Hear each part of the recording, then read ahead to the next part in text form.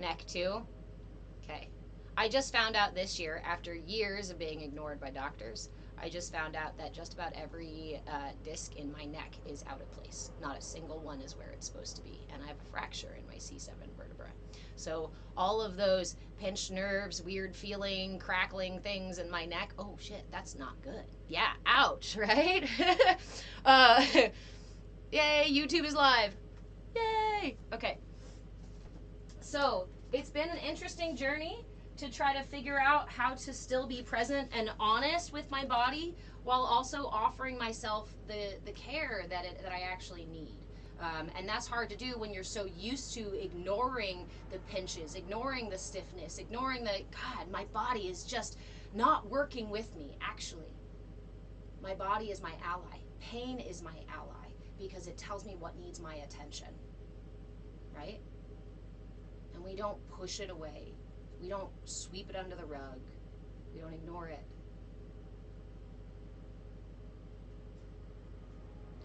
We invite it to sit at the table. We invite it to lay in bed. And we say, what do you need? That's what this class is about. And there's, like I said, there's lots of replays over on YouTube. For those of you just joining, hello, my name is Reverend Deborah. I'm an interfaith minister, a movement facilitator, and your shenanigan shaman. So don't expect to take yourself too seriously in here. YouTube is down again. Dang it, I think we're gonna have to kick out. Because I think I might only have the internet capacity, which I'm gonna have to call my internet people because they give me mind monkeys.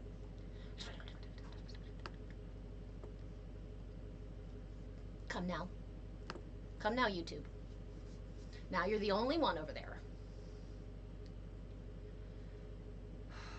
We will get into this flow here shortly. Okay, YouTube is on. We are not on Kick. It's a bandwidth issue. Yeah, well, you know what?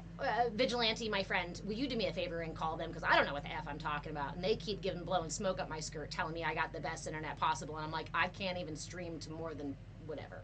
But let's join. Let's get in class. Let's get into class. Lindsay, hey. Okay, very relaxed. Ooh, Juliana, I'm so glad. Those sheets felt good. Very last. Last one, son. Good timing. What? This, is great, and I made it perfect. And You made it perfect. Can I try your perfect chocolate milk that you made? It's not chocolate, it's a steamer. Oh, that's right. It's a steamer with cinnamon and stuff. Yeah.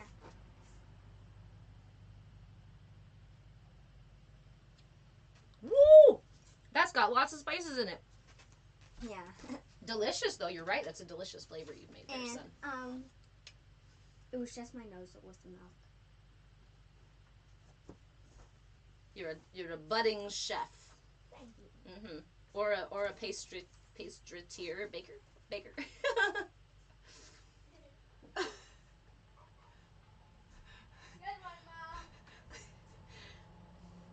I love you, Peanut Gallery.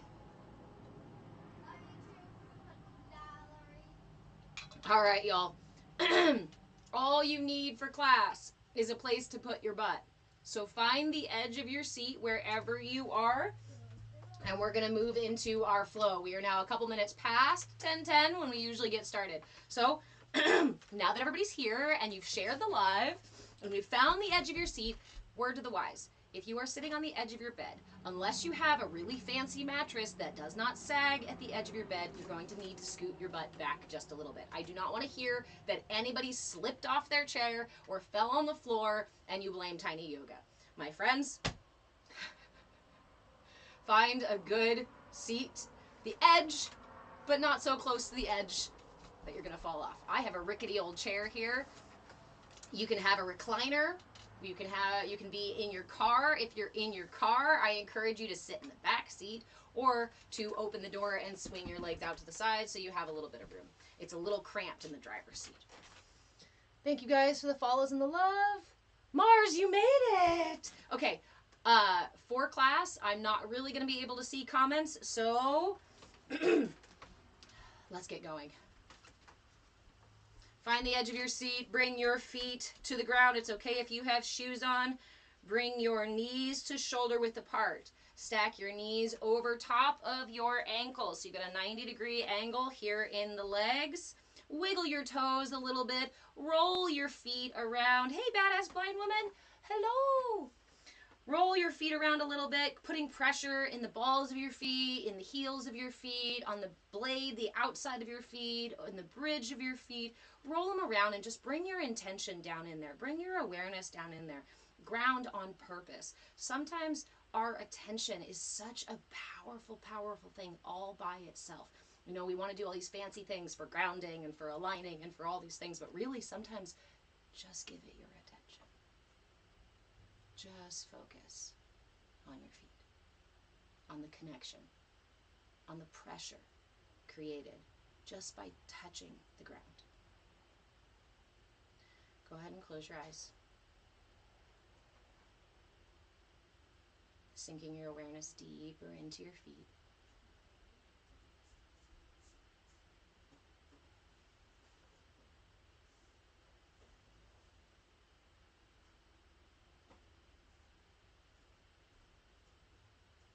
And go ahead and begin to slowly pull your awareness up your legs. As we move up, I invite you to just touch your attention on any point that calls out to you. It could be the top of your foot. It could be the inside of your ankle. It could be the entire calf muscle. It could be the back of the knee, the front or the side of the knee, the thigh, the top, the inside, the outside, the whole thigh. I invite you to use your attention to just jump from point to point to point to point as you move up into the hips, the sides of the hips and the tops of the hips, the point on your seat, the points on your seat that are connecting your body to the chair or the edge of your bed. Bringing your attention up through your belly. Don't forget to put your attention in your belly button, even just for a brief moment. Good morning, belly button. As we slowly move up through the sides and into the rib cage, can you bring your awareness to a single rib without touching it, without using your hands, just touching in with your awareness. Find a single rib. It's okay if you can't. It's okay if it feels, well, I don't know what you're talking about. Just bring the awareness and the intention to find a single rib. And move your awareness throughout your lungs and over your heart, into the upper parts of your rib cage and your collarbone, into your armpit and the top of your shoulder, down through your arm, upper arm, inside of the elbow, outside of the elbow. Anywhere that brings your attention as you move down through the lower parts of the arm and into the wrist and the hands. Notice any points of pressure where the hands are resting on the thighs or the elbows touching the sides. Just notice. Just notice. As we move our attention back up the arm and into the neck, just notice. Moving around from point to point as we move into the jaw and the face, points on the ears and the head. And then bring all of your attention, all of your awareness, as you've dragged it throughout your entire body, gather every bit of it up to the tip of your nose. Keeping your eyes closed, all of your attention, all of your awareness on the tip of your nose.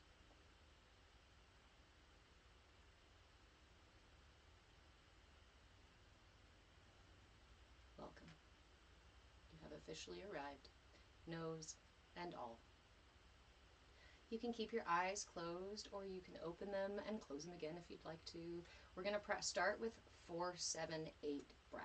So this practice is done simply by inhaling through the nose for a count of 4, holding the breath for a count of 7, and then exhaling through the mouth with a whooshing sound for a count of 8. That's inhale through the nose for 4, hold for a count of 7, exhale through the mouth for a count of 8.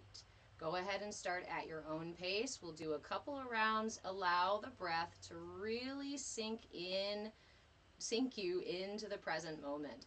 If your awareness wanders off and you're thinking about something yesterday or tomorrow or a distraction in your space, has you feeling frustrated or you're annoyed that your breath is catching, any of those tensions occurring in the mind, I invite you to just redirect your attention back to the breath as if your attention is a flashlight and you just put it back on the breath each time without shame, without guilt, without blame, just presence.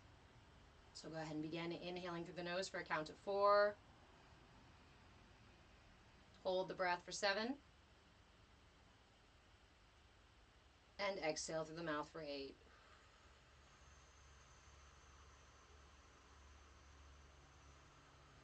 Again, inhale 4. Hold 7.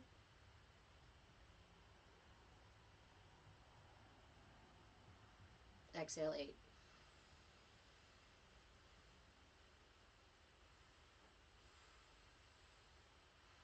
Go ahead a couple more rounds on your own.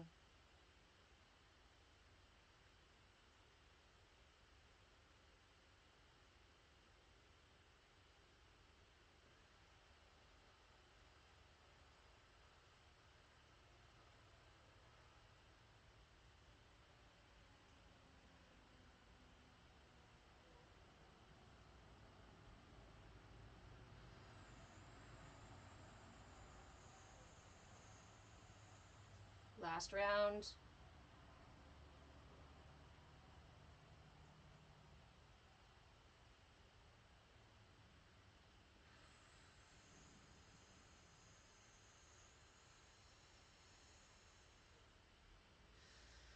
Go ahead and release the breath and allow your inhales and exhales to settle into a nice steady rhythm. We're going to move right into the neck. Good morning, Brian. We're going to inhale the chin up towards the ceiling and exhale the chin down. Not hyperextension here. We're not trying to pop the neck, just bringing awareness, warming up the muscles. Inhale the chin up. Exhale the chin down. Head to neutral, gazing over each shoulder. Inhale at center. Exhale, gazing over one shoulder. Inhale through center. Exhale to gaze over the other shoulder. Inhale through center. Exhale to gaze back over the other one. Notice how soothing this simple movement feels when you have your attention. Inhaling through center. Exhaling to the other side.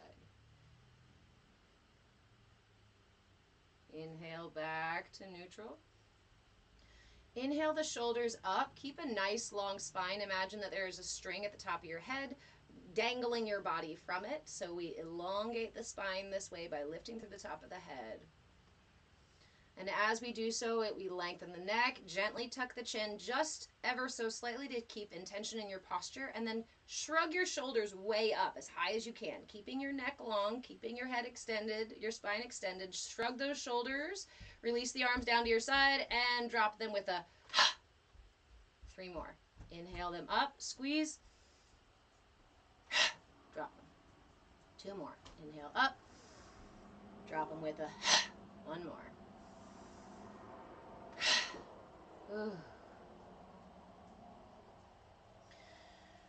Drop the chin to the chest and roll the neck in one direction, nice and slow. We're not seeking the snap, crackle, pop, although I know it happens. We're not trying to readjust, offer ourselves any chiropractic or anything like that. Just warming up the muscles, saying hello to our bodies, offering an invitation to be present. Next time your chin meets your chest, switch directions. Keep your shoulders relaxed at your sides. My dog.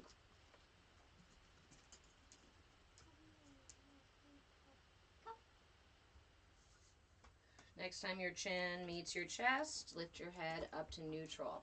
We're going to do a little bit of neck extension here. Please be careful. If you are like me and have some maladjustments in your neck, please be careful with this one. So, Lift your left arm up to shoulder length. Keep your hand relaxed. Keep it out there relaxed. Arm at shoulder length. Again, lengthen through the top of the head so you have a nice long spine. Take that right hand, reach over the top of the head to the left temple. Real gentle here, okay? Inhale. Exhale, tip the head, right ear to right shoulder. We're not pulling, but the pressure of resting your hand there is going to cause a little bit of extension in that left side of the neck. Once you're here, without overextending, gently, slowly lift the arm and lower the arm just above and just below your shoulder. A nice little massage to this full length. You can feel that all the way up your arm, all the way into your neck. Little lifts and drops.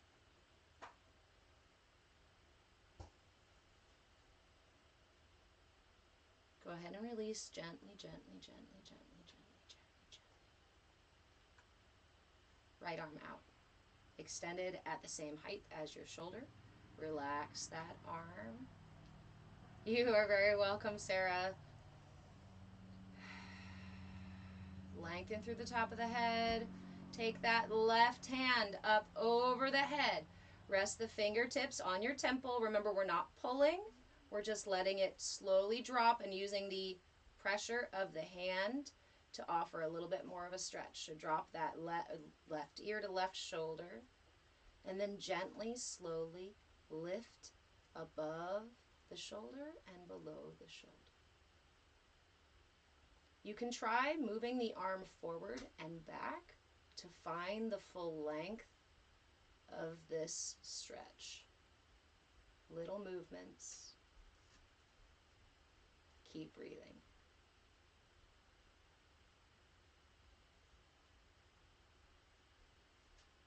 Go ahead and release. Slowly come back up. Roll those shoulders up and back and down. Big open rolling. Rowing yourself backwards and forwards.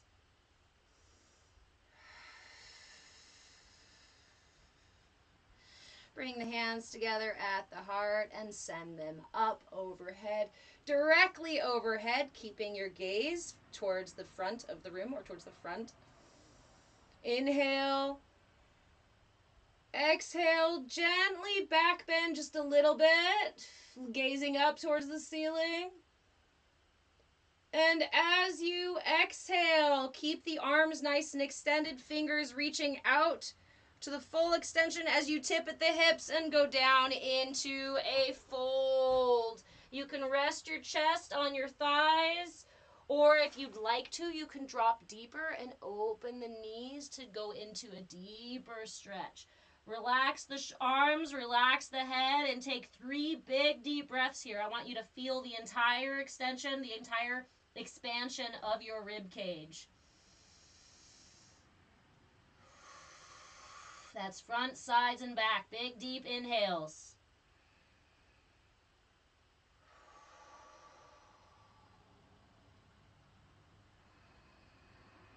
On that third exhale, slowly roll up, all the way up to seated, and then continue reaching your arms behind you.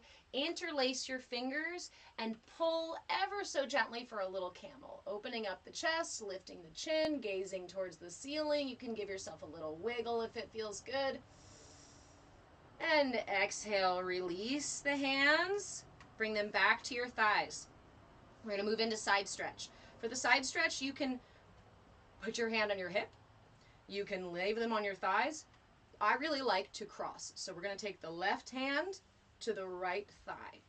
Then I'm going to reach my right arm down towards the floor, and I'm going to sweep it, big stretching arm all the way out to the side, all the way up above, all the way up reaching to the top. Extend through the top of the head, lengthen the spine.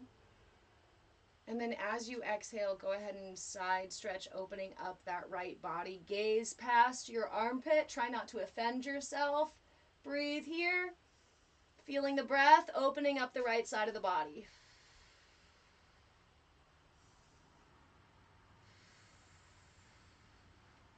Inhale back up and release the right arm.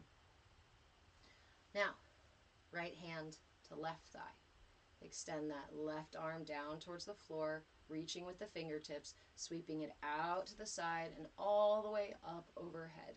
Keeping the spine nice and long, lifting through the top of the head. Drop the shoulder here so you're not closing it up like that.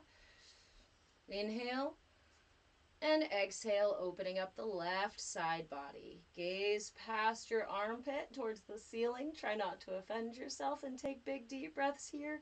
Opening that left side body.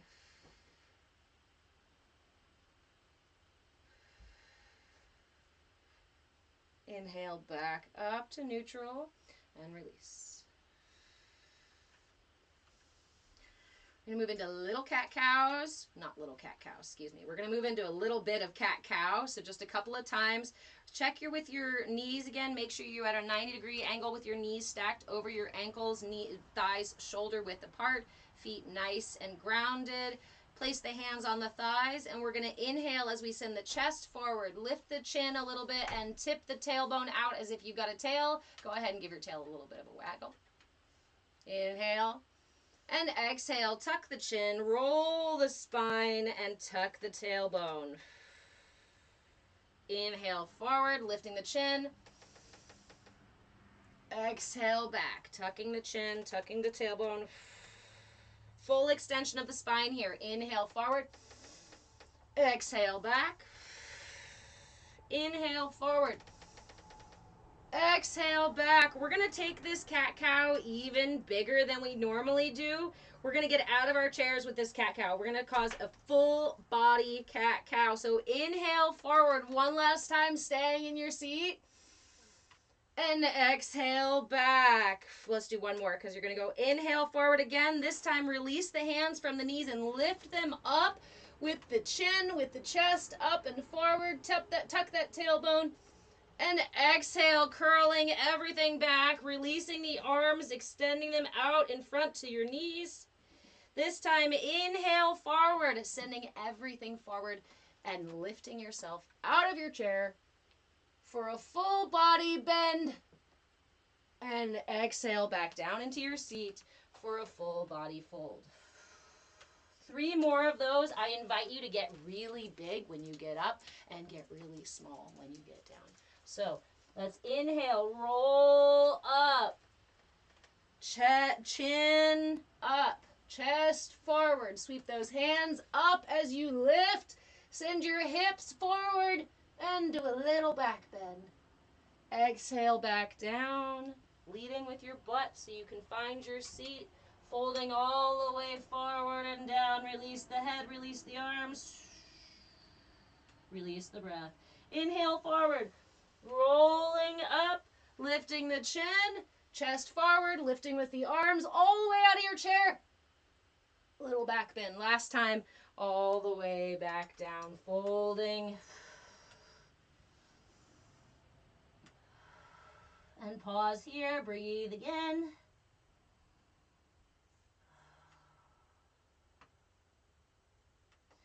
And slowly roll back up.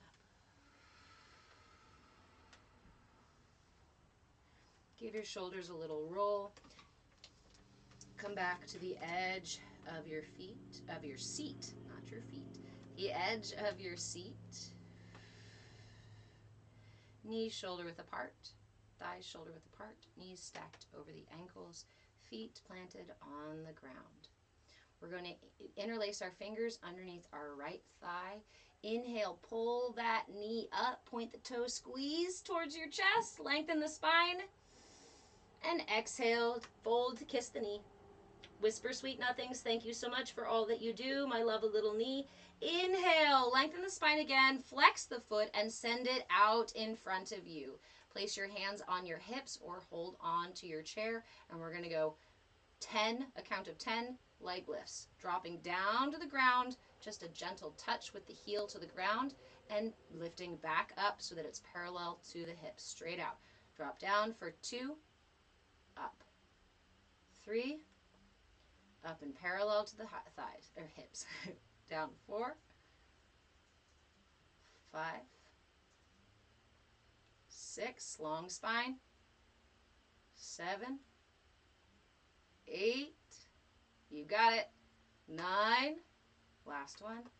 10, lift it back up and bend that knee, pull it in, cross your right ankle over the left knee and allow that right knee to fall open for seated pigeon.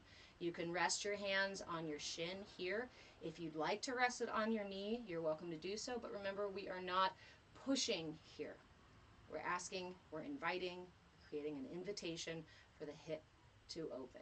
You can lengthen in the spine here and just stay here for a few moments, keeping that left foot flexed, please. It helps protect the knee joint.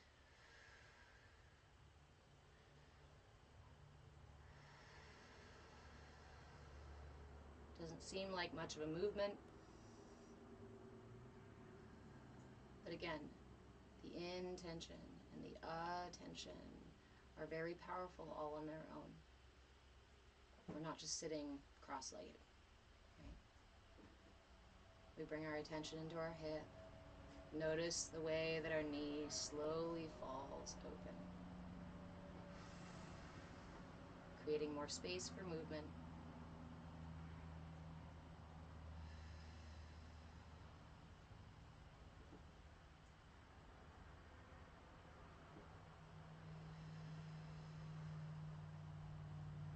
Go ahead and inhale, lift that knee up and hug it back into the chest one last time. And exhale, release. Interlace your fingers underneath your left thigh. Inhale, pulling them up, pointing the toe. Squeeze. And lengthen through the spine, and then exhale to kiss the knee. Whisper sweet nothings. Thank it for all that it does. Inhale, lengthen the spine again, flex the foot, and send that leg out straight in front of you as best you can. Hold onto your chair or grab your hips, and we're going to touch down 10 times, lifting all the way back up each time. Lengthen through the spine. You see that I caught myself crawling back. Lengthen through the spine. Go ahead and drop it down gently, touching just a gentle tap for 1, 2, 3, 4, 5, 6, 7, 8, 9, last one, 10. Go ahead and bring that knee in, hug it to the chest, flex that foot, and cross the left ankle over the right knee, allowing that left knee to fall open. Again, you can rest your hand on your knee if you'd like to. Please do not push. You can rest your hand on your shin. Feel the burn, badass blind woman.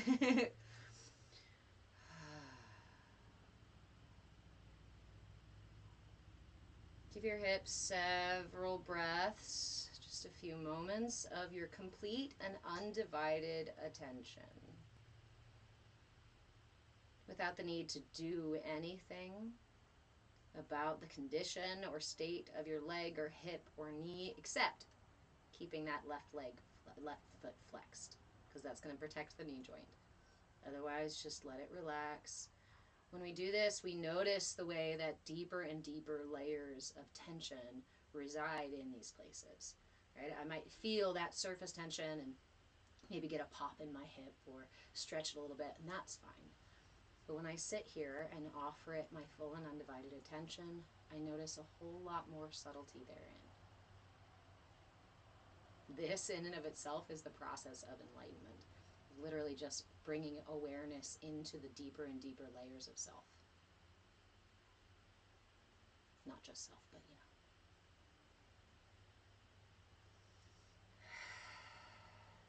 Take a deep breath in, hug that knee one last time. Thank you, thank you, thank you, knee. And release it back down to the ground. Go ahead and drop your knees side to side for windshield wiper. Windshield wiper the knees. Go ahead and offer a little bit of juiciness there in the hips. Thank you, hips, for doing all that. And then heel toe the knees open all the way to goddess pose. So goddess pose, you get your knees nice and wide, feet facing towards the front. And then go ahead and drop your left elbow down to your left thigh. Sweep your right arm up overhead, reaching straight up towards the ceiling. Gaze towards that hand, offering a little twist to the upper body. Breathe.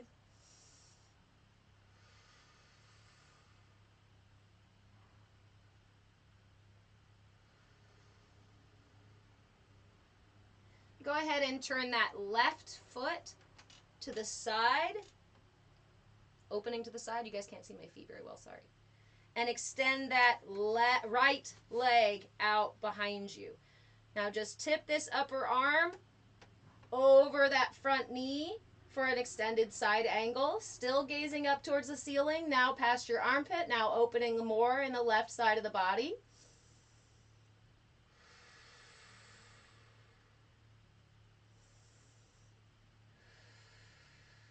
Sweep that right arm all the way down to the back leg, that extended leg, and slide it down the length of the leg, lifting the torso and reaching now with the left arm towards the ceiling.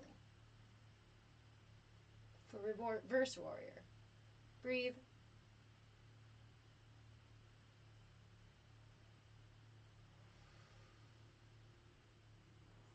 Inhale, lifting the torso up. Bring both hands to the front thigh, to this left thigh. Turn that back foot in, bending at the knee and sliding on your chair as you need to, as you bring this right knee down to a 90-degree angle right here in front of your chair. You can keep your hands on your thighs here if you'd like to, and just lift the toes. If you'd like to go a little bit deeper, you can grab for those toes and pull them in towards your butt. Breathe here. Lengthen through the spine. And gently release. Come back to center. We're going to get back to the other side, okay? Hi, doggo. Heel, toe, the feet open to goddess pose. Toes facing towards the front. Right elbow down to the right thigh. And extend that left arm up, reaching straight up towards the ceiling. Gaze at those fingertips. Breathe for a little stretch here.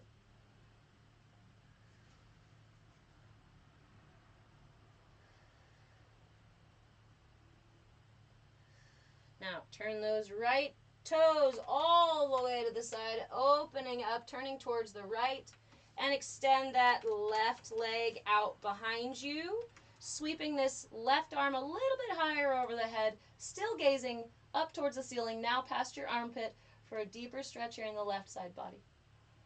Breathe.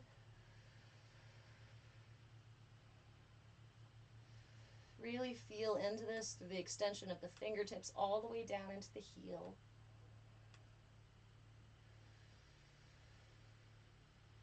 Sweep that left arm all the way down to the extended thigh, to the back thigh.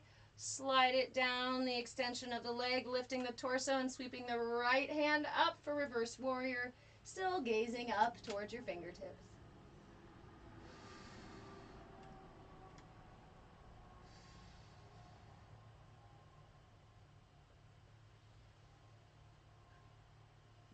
Placing your hands on your front thigh, lifting your torso and facing it towards that right knee.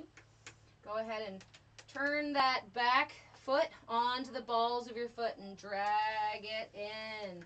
Either just leaving it right there, lifting through the toe, or holding onto those toes for a thigh stretch. Breathe.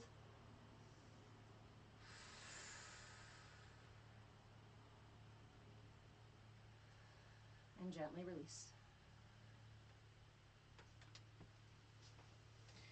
Heel toe yourself back to center, back to the edge of your seat. We're going to bring our thighs back to shoulder width apart, knees stacked over the ankles, and feet grounded on the earth. Lastly, We're going to rotate with some torso circles before we do our mudra. So with torso circles, why does that sound weird today? You imagine that your tailbone is kind of a spoon and that your pelvic area is a bowl. And so you're going to use the spoon of your tailbone to rotate in one direction, stir up whatever you got in there, whatever is stuck, whatever is outdated and ready to go. If there's junk in your bowl that you need to get rid of, stir it up so we can move it out. Stir it up in one direction and then the other.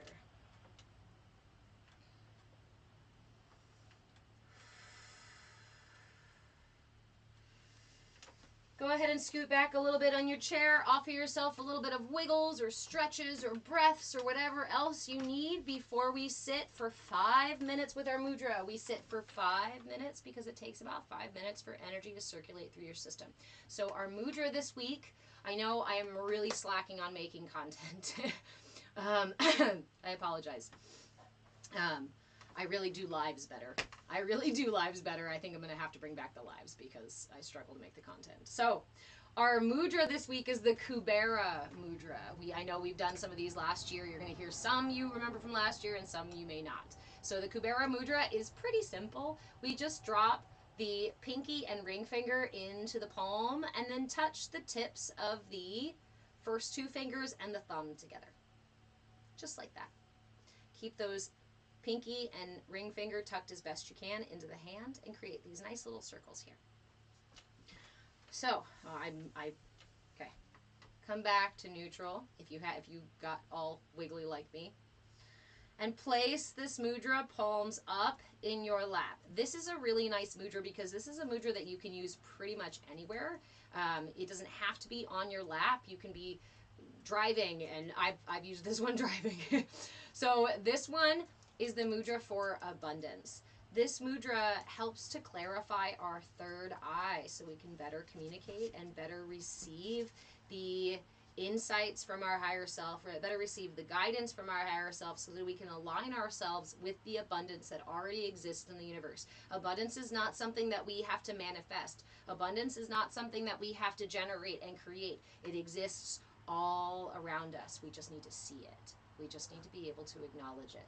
This mudra is going to help do that. And because everything is connected, but when it clarifies our third eye, anything that clarifies your third eye is also going to help address any blockages in the sinuses or issues with your eyes or headaches and things like that. So this mudra can be used for acute physical situations where you've got, let's say, gummed up sinuses, you're struggling to breathe. This one in particular helps to balance the left and right nostrils. So if you're finding that like one side is a little bit harder to breathe than the other, this is a really nice mudra to just hold until that passes. Again, it's important to hold for a minimum of 5 minutes. So we're going to do a full 5 minutes with my handy dandy little timer here, if I can get it. Hold on, dog. I love him. You don't have to move. You can stay right there. All right. So before I start the timer, one more time, go ahead and grab your mudra, drop the last 2, the pinky and the ring finger, into the palm, and connect the thumb to the first 2 fingers. Rest it in your lap or drop it by your sides. I don't care. And if you're tired and you want to lay down, go ahead and lay down and hold it by your sides. Thank you, friend. And we're going to sit for a full 5 minutes. Before I start this timer, let's close our eyes and let's use our breath to find our posture. So get that mudra nice and relaxed. Remember, we hold our mudras with intention, not tension. If I am squeezing this mudra, it's going to be really hard for me to hold for an extended period of time. And this is energy redirection. Energy, like water, if you were to squeeze a pipe or a tube, it's not going to flow as well. We don't need to create tension. We want to find that perfect balance between tension and no attention at all, right? We call it intention. So let's just bring our intention here to our mudra, hold it without tension. Go ahead and close the eyes, and let's begin by inhaling through the nose, pulling the breath through the lungs and into the belly. And sigh it out. Inhale again, this time expanding the rib cage in all directions, front, sides, and back. And let it go. Inhale again, this time lifting through the top of the head and lifting the heart. And as you exhale, gently tuck the chin, allow the shoulder blades to melt down the back. Seal the lips at the end of the exhale and allow the breath to find a comfortable, steady rhythm of breath, of inhales and exhales.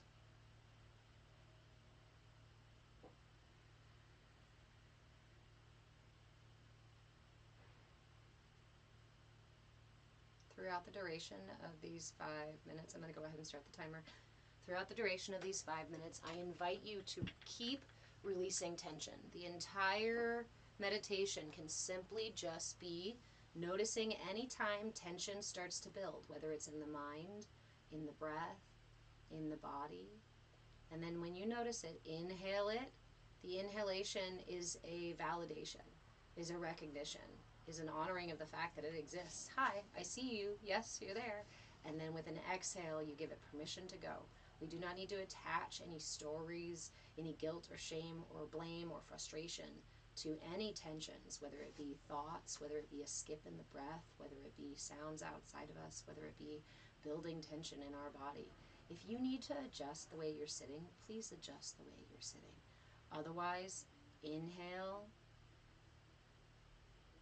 and exhale absolutely everything that comes up in your system, just for these 5 minutes. You can go back to making up stories and attaching guilt and shame after these 5 minutes. If your mind or body are really sticky today, I invite you to offer a gentle smile as we go through these 5 minutes, reminding us to be gentle and at least meet ourselves with curiosity and willingness.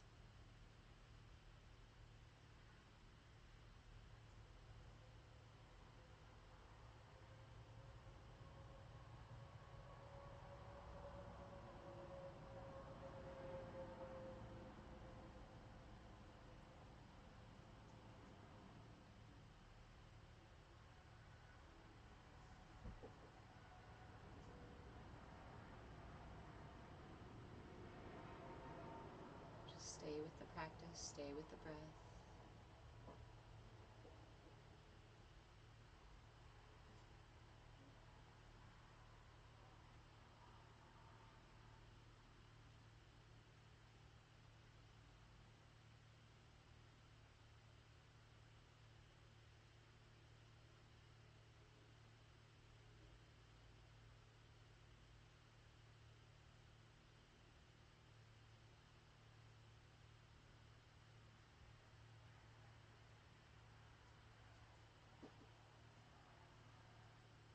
It's okay to be wherever you are at today. It's exactly where you need to be.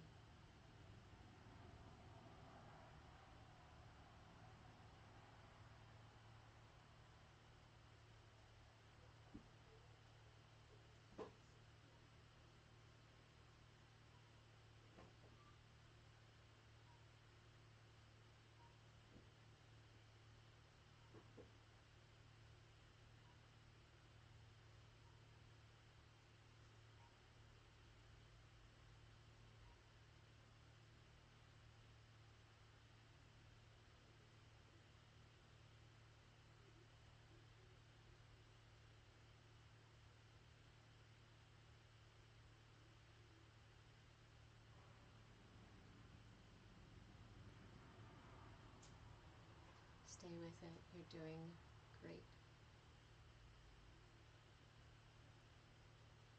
And if it doesn't feel like that, I invite you to offer an even bigger smile of gratitude for the opportunity to meet yourself exactly where you are.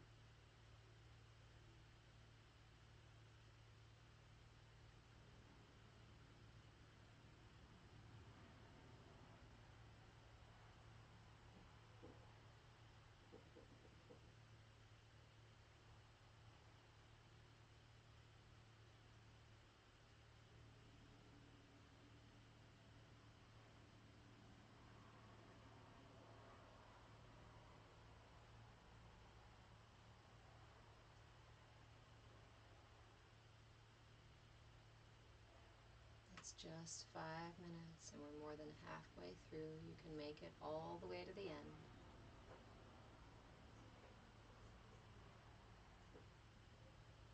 stay here with me in this space for a few more moments.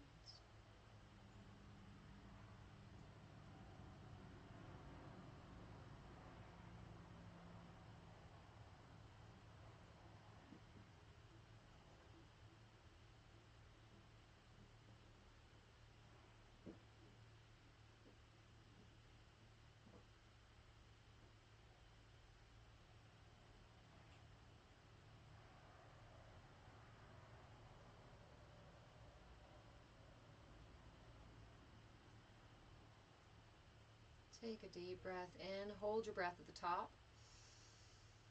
Take in a little more air, a little more, and let it go. Go ahead and release the mudra. Go ahead and release your posture. Offer yourself some wiggles, some stretches. But before you open your eyes, I invite you to rub your palms together, warm them up, and cup them over your eyes, fluttering your eyes open underneath. We've had them closed for a little while, and the adjustment is sometimes a lot. So be gentle on your eyes. Welcome back. Let me go deliver this chair to my son.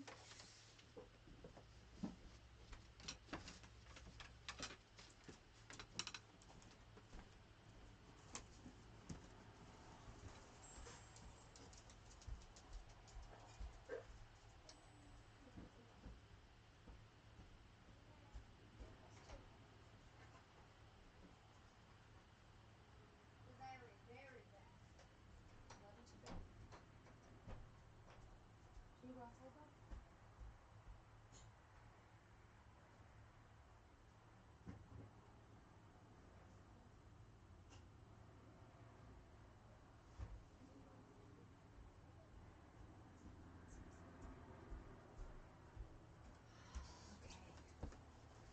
I've almost been burning to a crisp here. Okay.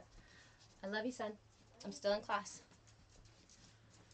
Big Papa, welcome. I'm glad.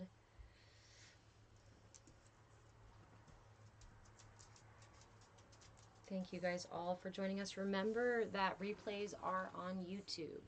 I'm going to move you down to the floor here. Replays are on YouTube. I am Move with Change on YouTube.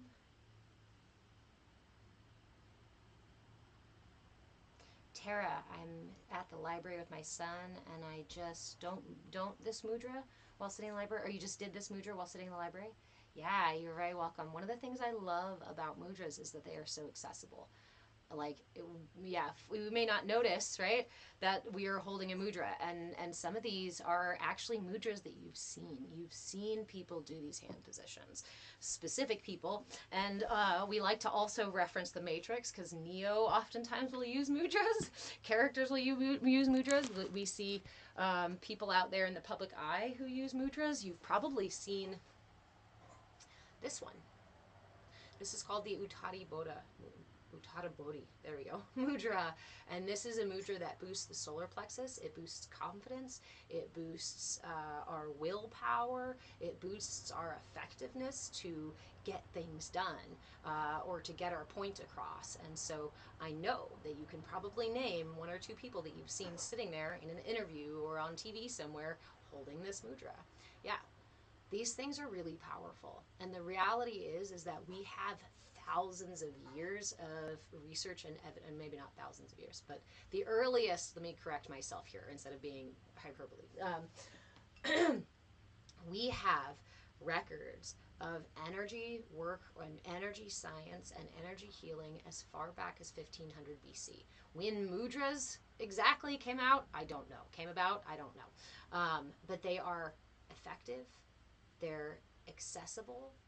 They're sometimes a little complicated, but overall, a lot of them are pretty easy to use. And you can sit there, like I said, I use them while I'm driving. Some of them, I use them while if I'm experiencing anxiety, if I have a headache, if sometimes my heart does weird shit. I've got I've got mudras for everything. You guys remember the old saying? There's an app for that. Remember, millennials, boomers? You guys remember? There's an app for that. When all the apps started to come out, there's a mudra for that. Whatever it is, there's a mudra for that. Big Papa, energy work is life changing. The foundation of everything I do in this space is energy work. Why? Because first, I was gifted my family lineage of energy work when I was a kid. And so it's one of the first kind of languages that I spoke. My mother, yeah, offered me kisses on the knee, but then she immediately taught me to put my hands on my knee and how to move the energy from my knee, how to use that energy. It's such a powerful thing. And honestly, it's been a massive gift to me. I have found after then taking that and going to college for 12 stinking years and certifications and things, trying to understand the human mind and the human body and why we tick and what heals us and how we find alignment and what alignment and balance really actually mean and look like, not from some spiritual guru's perspective or not from some unreachable enlightenment, you'll never get there, but from a moment to moment, when I am in the moment, how do I find that alignment? How do I stay true to myself? How do I offer myself effective self care? Mudras, you don't have to buy anything. You don't have to call anybody. You don't have to rely on anybody or anything else now. I love the fact that we rely on each other and it's important to have people, right, in your life. However, self care is something, it's a gift that we give to ourselves. And it can be a gift that we give to ourselves every day. A lot of us are really used to being like, no, no, no, I'm too busy for self-care. I'm too busy. There's too many things. Other people need my attention. There's too many things on my to-do list. I am absolutely guilty of skipping self-care on a regular basis so that I can tend to other people's needs or other expectations outside of me. And the reality is, I found I was breaking trust. I found I was breaking trust with myself because I was skipping the most important person, me. Self-empowering self-care, Nova, right? TikTok armor, the Lord Jesus Christ is salvation and redemption. He is coming soon for his church and his rapture. He is already here. I think a real big misdirection is to talk about Christ as if he is somewhere far out of reach when he is not. To say he is coming back is to say that he is not here. He lives here, just as he lives in your heart. We've been on an hour. They want to check to make sure I'm still here. He lives within each of us. We are him. He is us. Christ is not a name, right? His name was not Christ. Christ is a state of being. Christ consciousness, we talk about, is something that we can reach as a collective. And we are in this time right now.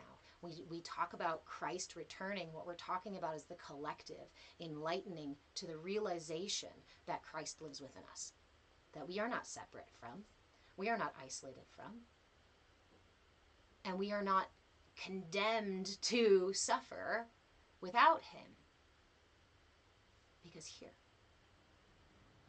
one of the biggest, so here, let's take that even further, because I was just talking about breaking trust without practicing self-care. I put myself to the side all the time. And you might say, oh, how selfish. You think about yourself you gotta like, yeah. This was the message I received in my own meditation, in my own conversations with Christ, with God, with Brahman, with the higher selves, with the energies that move through us and live within us. I was ignoring my self-care. I had some really shitty self-talk. And I was treating myself in a way that was not healthy. A lot of guilt, a lot of shame, a lot of vices, a lot of poor habits. And in my meditation once, I was tapping into the heart. And I saw unfold before me this glorious temple. It's going to make me emotional, so hold on. It unfolded from my heart. More magnificent than anything I'd ever seen with my own eyes. And inside of it was God. Inside of it was the energy of Brahman, was the consciousness of Christ, was the collective as well. And I suddenly realized, heard, right? It wasn't exactly words, but it was basically, if you knew that God was not somewhere unreachable, that Christ was not outside of you and waiting to come back, but that they were living in your heart in every moment, breathing with you, crying with you, being excited and scared with you. That every word you spoke to yourself, you also speak to God.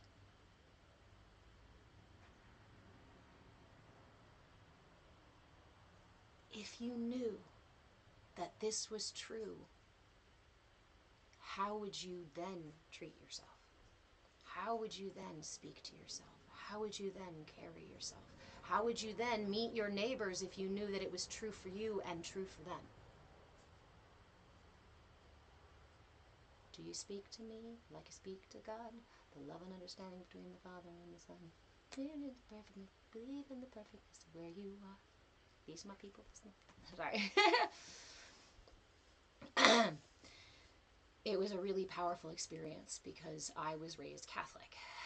And in Catholicism, God is very much outside of you, and you got to go through a middleman to even speak to the guy. And he punishes you harshly for not falling in line. But I left the church at 13, even though I wanted to be a nun. I thought I wanted to be a nun. And then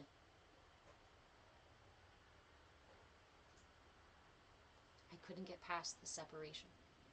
I couldn't get past this idea that we were bad and wrong and isolated from this higher power that apparently loved us so much but then would only punish us.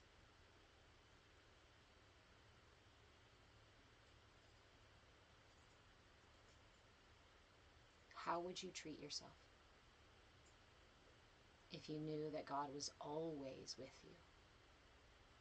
How would you talk to yourself if you knew that Christ was always listening?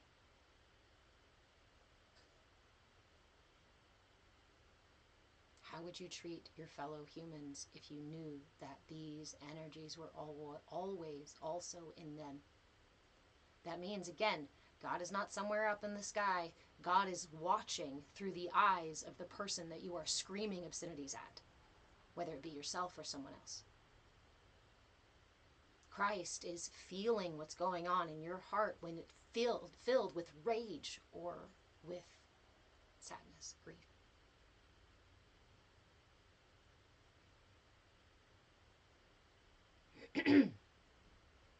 One of my favorite songs, actually, there's actually a mantra that goes with it, and I'm not great with the Sanskrit version of it, but it goes, if you don't see God in all,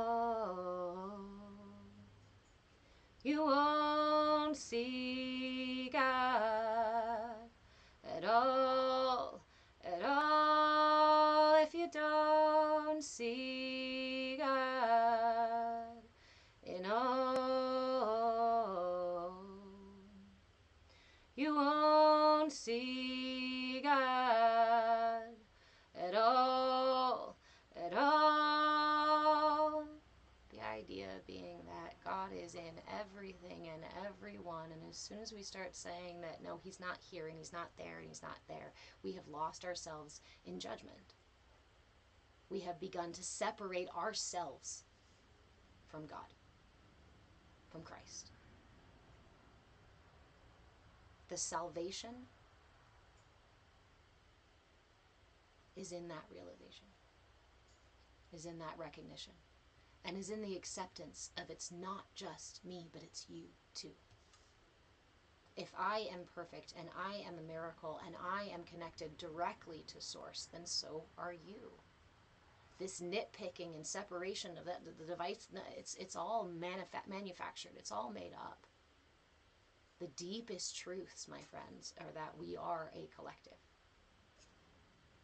I'm going to get the prism. I'm going to get the prism. Hold on. I'll show you the prism.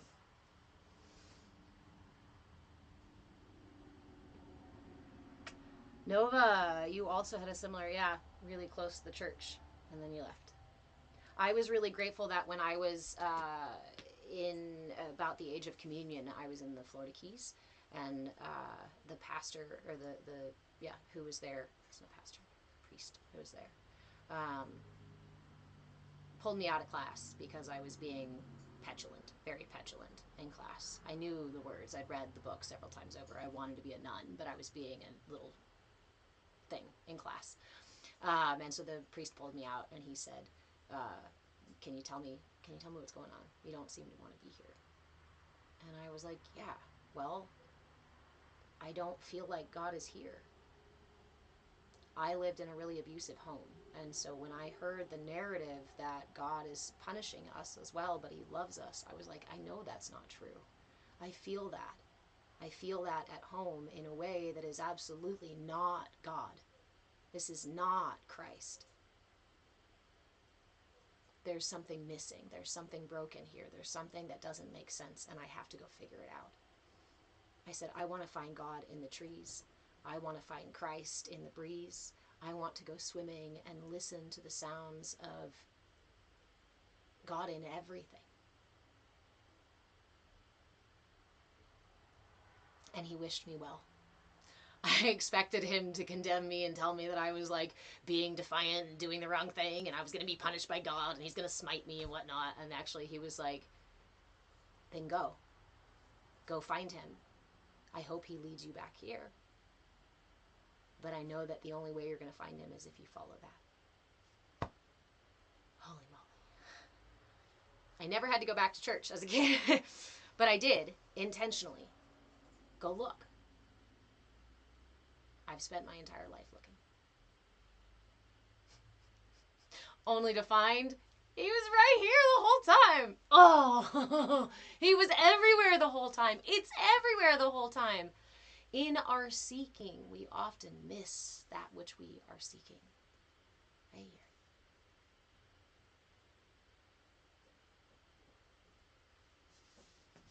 So I wanted the prism. Hold on, let me find my prism because I think I lost my recent one I had recently. Aha, here's a good one. My favorite analogy here. Nova, I'm now 40, so I understand. This is just like I had a lot of this information. I did a lot of the studying. I did a lot of the research. I did a lot of the experimenting and figuring things out, right? And all these different modalities that I've worked with, and the years of schooling as well as School of Hard Knocks. And it was only in the last maybe 3 years that I have seen profound and significant change in my life. And you're right, Big Papa, it's never too late because time, here's the kicker. When you start integrating mindfulness, these tools of awareness and intention and whatnot, you tap into your ability to shift time and space itself. Time and space itself are relative to light. What is light? Consciousness. There's a constant in the universe. We call it light, we call it consciousness, we call it source, Brahman. There is a constant, and everything else in this universe moves and changes around that constant. That constant is light. Hey, butterfly, how are you?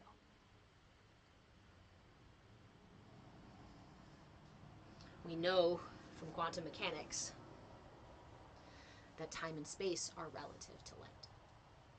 And you've already experienced this. Again, this is not something that's so far fetched and some super woo woo whatnot. You've experienced this when you're into a project or a conversation that's super absorbing and has all of your attention and you're really enjoying it.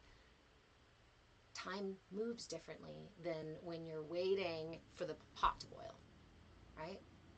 Or you're waiting for something not so great to happen, or you're waiting for something really good to happen. Or you're driving home and you're thinking about something entirely different and you realize you've just completely missed 3 fucking blocks or more. Your experience of time and space is different. You can change your experience of time and space based on your intention and your attention. Nova, I'm still blown away by all the things I was unaware of, especially energy and how great God is and how great we are. This is really important because, again, this is, I feel like, one of the biggest gifts I received from my mother was the fact that she taught me energy work when I was younger because it gave me that light. It gave me that awareness that I looked around, I felt like people around me didn't have. And I tried to talk about energy work and share energy with people, and I was born in the 80s. So, right? So it was not like a hot topic of conversation. And most people were like, yeah, whatever. So we were talking about light. We were talking about God. We were talking about Brahman being all. Badass blind woman, you were walking to church all by yourself as a child. Aww. You were probably so stinking adorable. Ooh, what if God was one of us? That's a good one. Joan Osborne. So,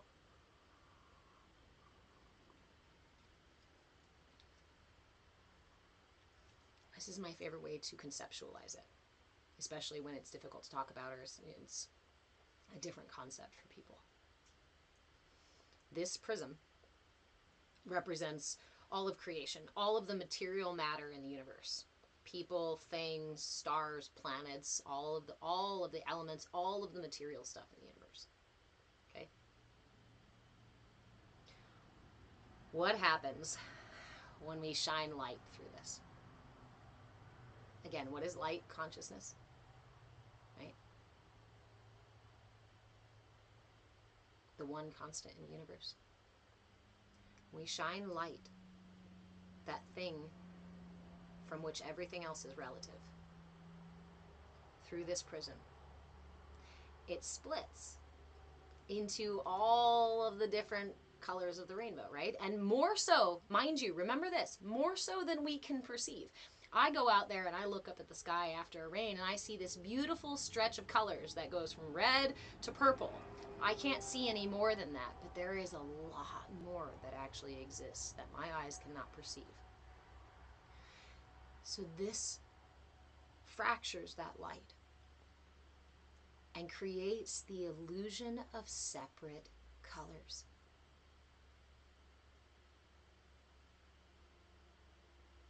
This is why we call this matrixy space, this reality, illusionary.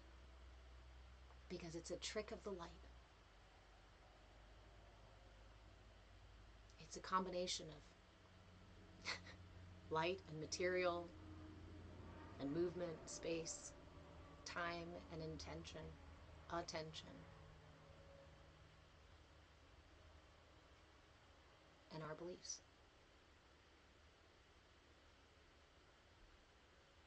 The kicker for us as humans, more than 3D, right?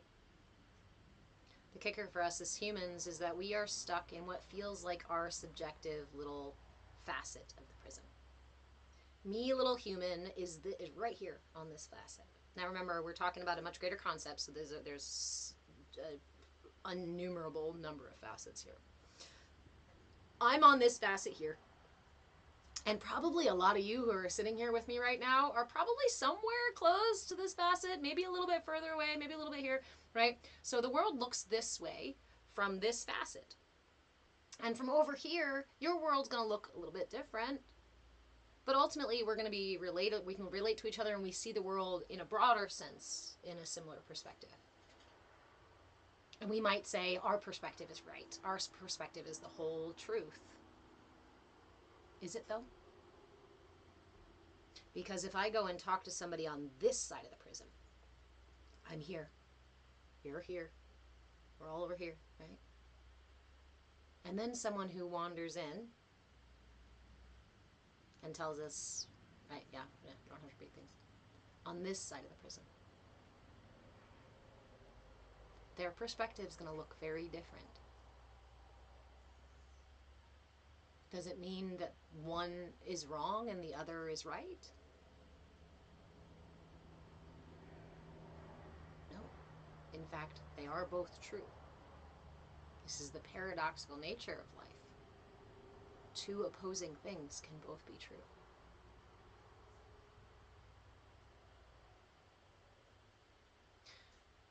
But when I'm stuck on my side of the prism over here, and you and you and you, and we're all stuck on this little side of the prism over here, we can't ever see what it looks like on this side of the prism. You're stuck in your facet. for this lifetime. You can't stand on this side. So, how do you get a fuller perspective of all of creation? How do you get to see from this opposite side?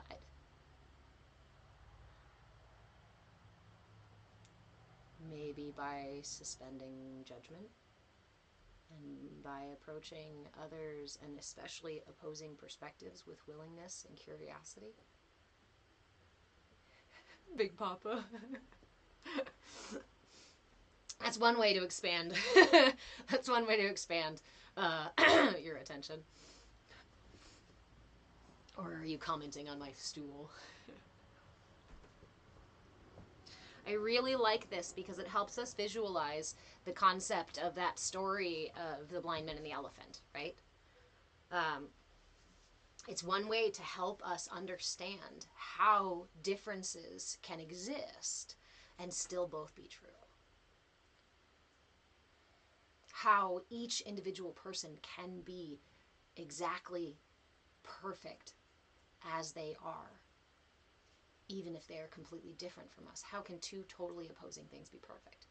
Because we live in an illusionary world where that pure light, that consciousness, shines through these facets, this prism, and separates into everything. If you wanted to learn about something,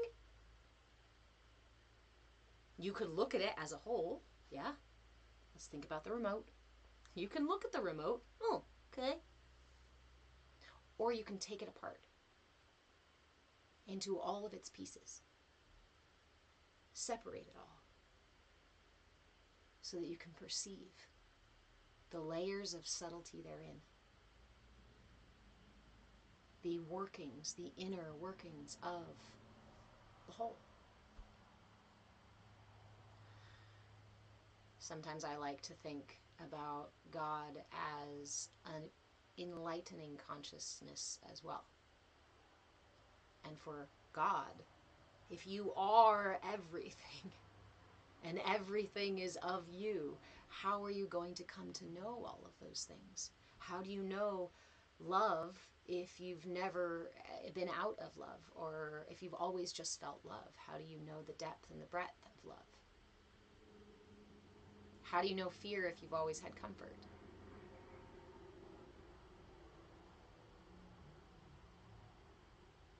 So sometimes I think about God as looking at itself and saying, how do I know me? But to then explore me and to create these separate pieces so that I can look at them, so that I can see them. They are still all me, just like we could take apart the body in all these different parts and pieces. And we can say some are bad or some are good, but they're all necessary for the whole system to work.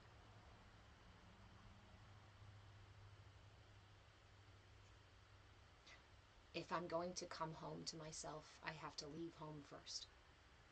If I get the opportunity, if I'm going to fall in love with anyone or myself, I have to be out of love first. If I'm going to heal, I have to be broken.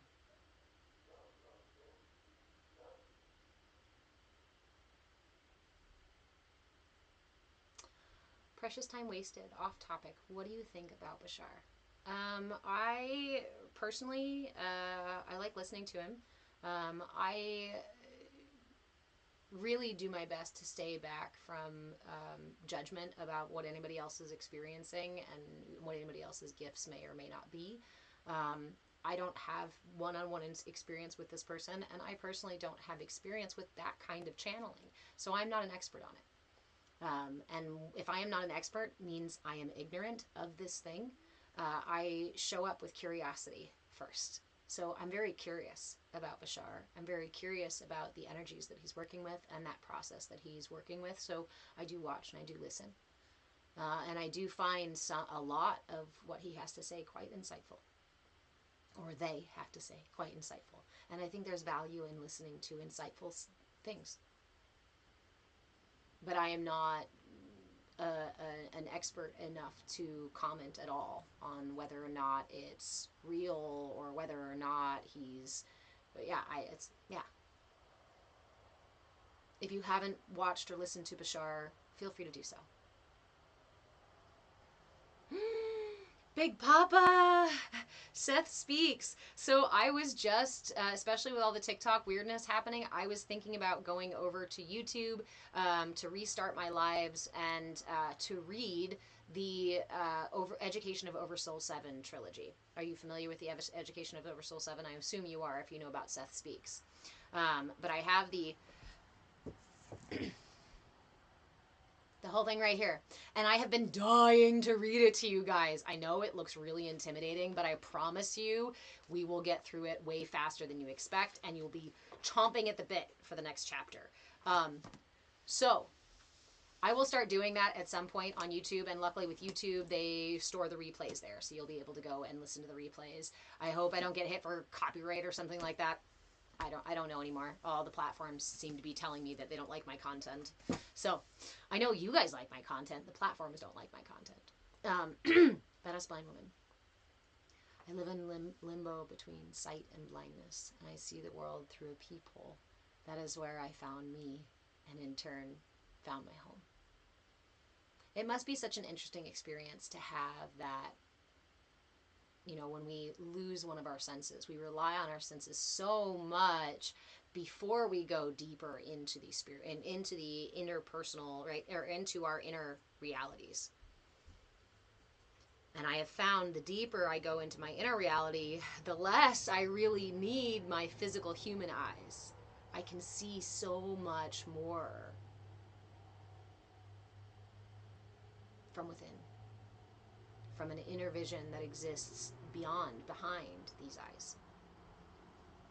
Same with smell and sound. Oh, Derek, our perception is a facet, and we all embody all the facets as part of source. You mean if we could get out of our little experience of the subjective illusion and potentially actually see the perspectives as the whole? I think we'd have to. Here's let's drag that analogy in, my friend. Thank you. We would have to stop smashing our face to the window of our perspective, and we'd have to back a little deeper into the prism. You're correct. The only way for us to see all of it in our own experience is to go into the center of the prism. That requires inner exploration, inner work. That requires mindfulness. Yes, son? Last one for real, real. Promise. Don't promise, because I don't like you breaking promises. Okay. Where's the sugar for my class? I need it. Yes, sugar is on the shelf with the baking stuff, and I believe it's in a plastic baggie. It is. It's in a Ziploc baggie, and it's a green and clear bag. I got some ice cubes in the freezer. Okay. Or, I mean, that's nice sugar. I'd rather you use the other sugar in the RV. But how much sugar are you talking about? I don't know yet. Okay. All right. It's just in there in the baking stuff. Okay. Damn. Damn. Can a witch live or not? Am I a birth doula? I did work as a doula for many years. I got my certification back in 2008 or something like that, and I've done quite a number of births. But I was directed by source. I was directed to reel in all that I was putting out. I, for a long time, was taking care of other people very hands-on, whether it be through birth or through childcare or house cleaning. I called myself a full circle doula because I did everything from prenatal to postmortem style care, doula style care for any and all of life's transitions, shifts, and changes, and exciting and not exciting times, including end of life. I'm a death midwife as well. So, yes, I have, and I would again, but I don't do it as a full-time job anymore because it's important for me to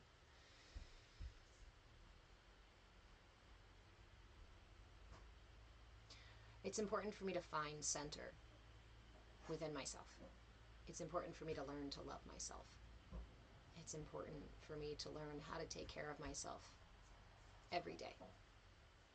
And I have had a lifelong tendency to push myself aside so that I can take care of others.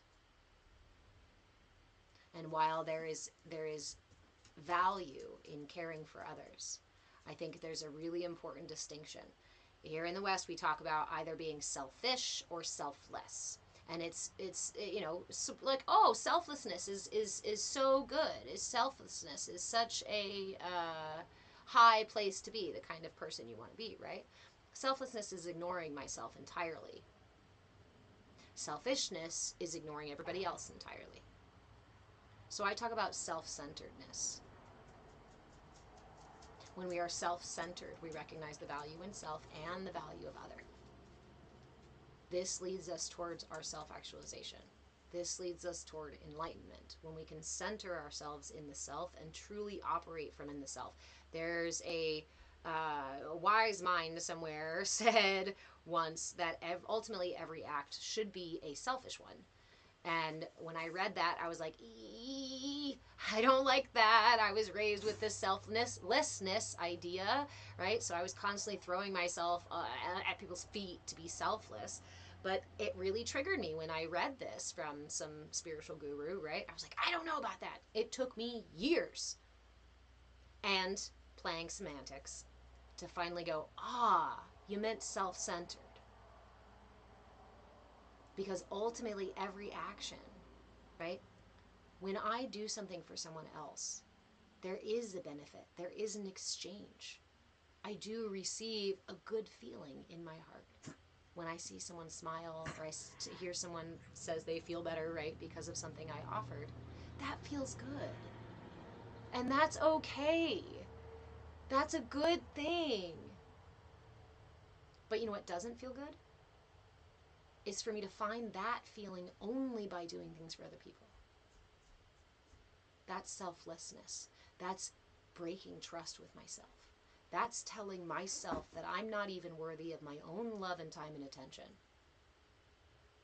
And worse, that creates the codependent cycles where we then attach ourselves to external things. Are you all right?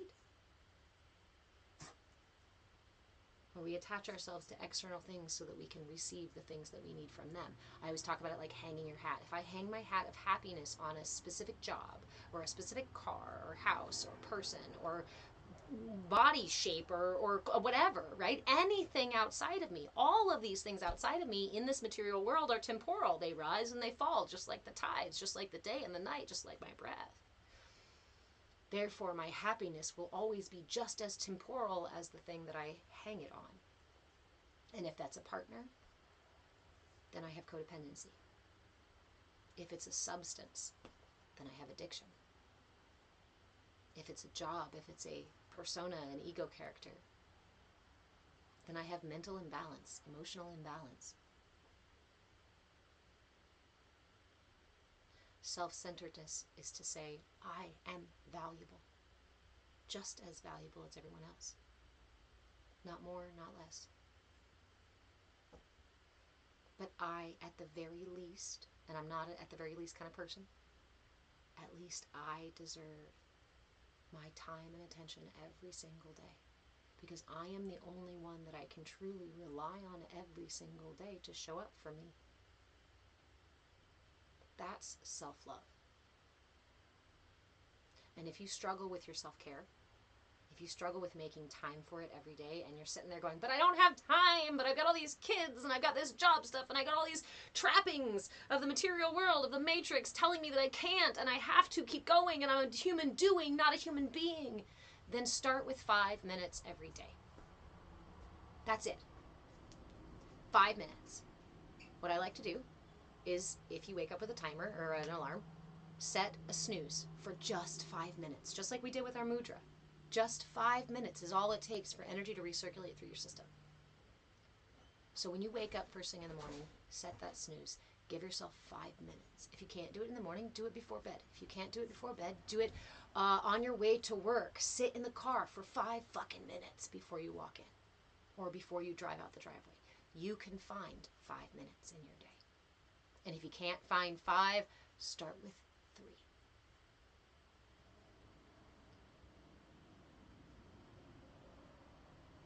want to say, I'm begging you, because that's the importance. That's the energy within that I found in me.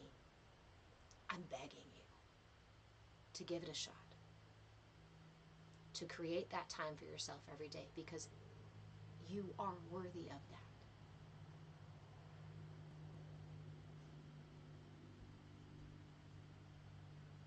Again, if I recognize that Christ exists here in my heart, God is always within every cell in my body, then when I tell myself that I don't deserve self-care, that I don't deserve even 5 fucking minutes every day to just be with myself and to take care of myself, what am I saying? What message am I sending to these higher powers?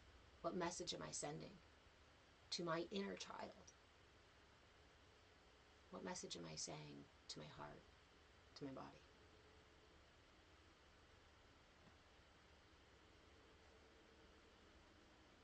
In this way, we break trust with ourselves. And what happens when we break trust with ourselves is that our energy has to redirect to protect ourselves.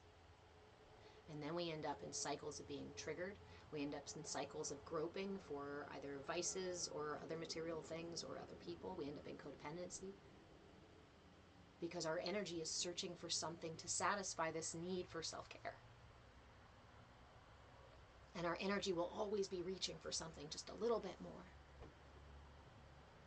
So even when you find yourself in those moments, when my energy reaches, if you can't do 5 minutes, do 5 breaths. And just be with whatever comes up. How often do we push away our emotions? How often do we push away that feeling, or that push it down, right? That worry or that fear or that anxiety or that sadness or that whatever. No, I don't want to deal with anger right now. No, I don't want anybody to see that.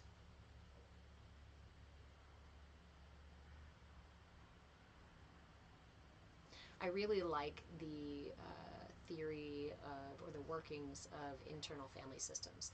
If you're not familiar with internal family systems, I do talk a lot about it in here. Badass blind woman, even 5 on the toilet sometimes. Heck yeah. There have been days where that's the only 5 minutes that I get to. um,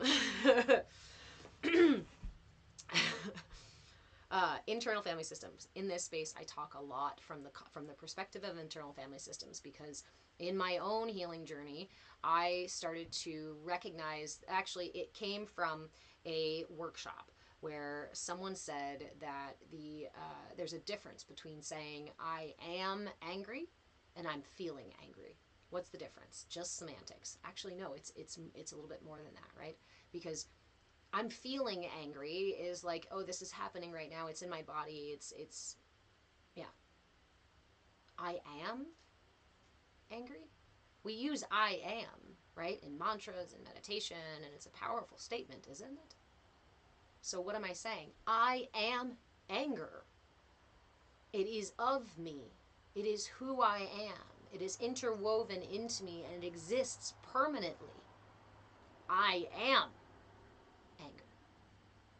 Actually, the reality is that anger is just like the breath. I can inhale the emotion and eventually it exhales. Or I can hold on to it and try to choke it out and then it doesn't exhale at all. It's like a belch. It's like a fart. Your emotions rise and fall in the same way as a means to rid your system of energy, to express and clear out something that needs to move. But we literally hold our farts in, so I know I'm... of course, we hold our emotions in too. But what happens when you hold down a belch? When you don't let that air express? It hurts your gut. It doesn't serve your digestive system well, and it starts to cause other problems, just like our emotions. Internal family systems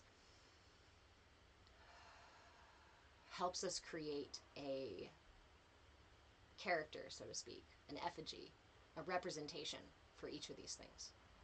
So instead of it just being like a fart, it's actually got its own character. Anger, sadness, anxiety, joy, right? Defensiveness. A lot of these emotions that I experience in my life now have a kind of character. So this allows me to see it not only as it's not me permanently always me, but it's also someone I can talk to. It's someone I can negotiate with. It's a friend who can offer me advice. It's an ally who guides me toward my healing. That's a major shift in perspective from, emotions are just stupid things that take us over and then we have no control over them. Actually, they are your crew. They are your internal family system. And when we build better relationships with those energies, those emotions, just like in a family system, just like in a friend group, things are going to work a whole lot more smoothly. Yes, Juliana, emotions have a natural, healthy flow up and out.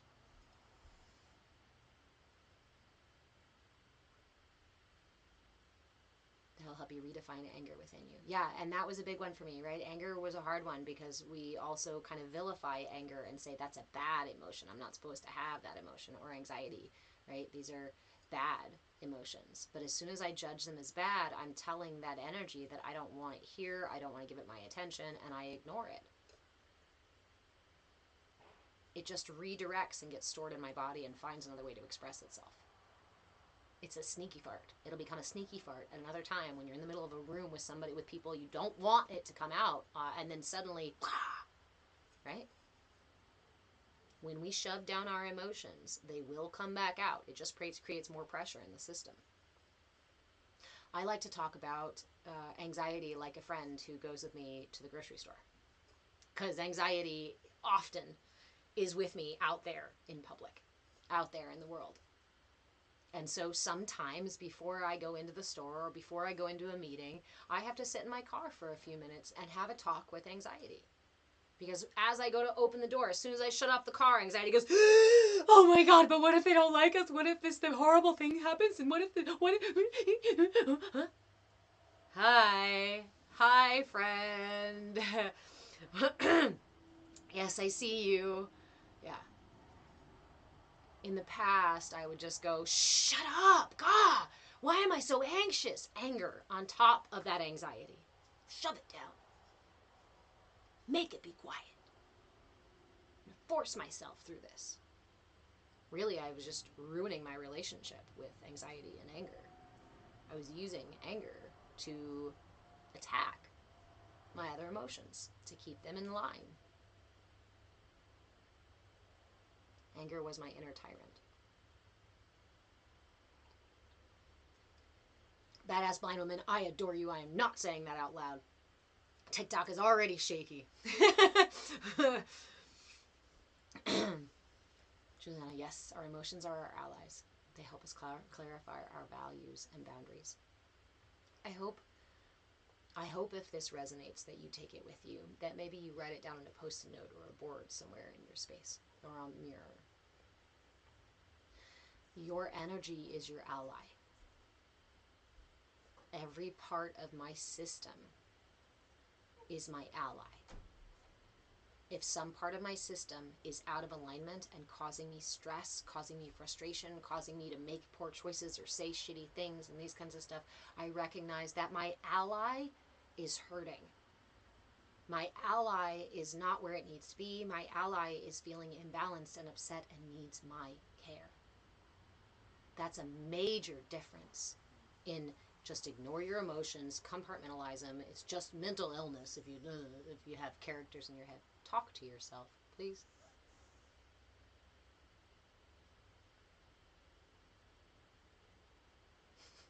Me too, badass blind woman.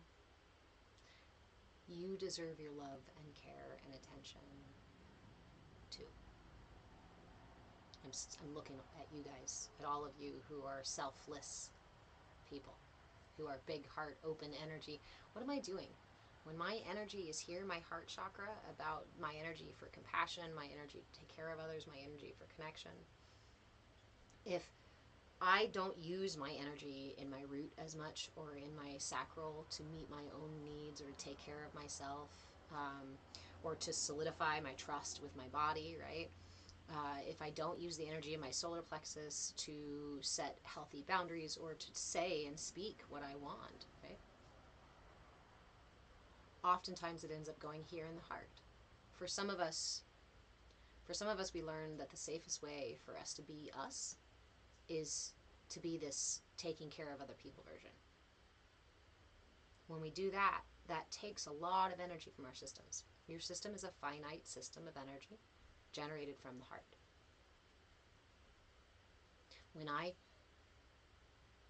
When my energy is out of balance, there will be parts of me that don't get enough and parts of me that get extra. And so when I'm doing this, pushing all of my love out to the world to take care of everybody else and ignore my self-care because I'm supposed to be selfless, right? I'm draining my energy. I'm draining my body. And what's worse, imagine a garden hose.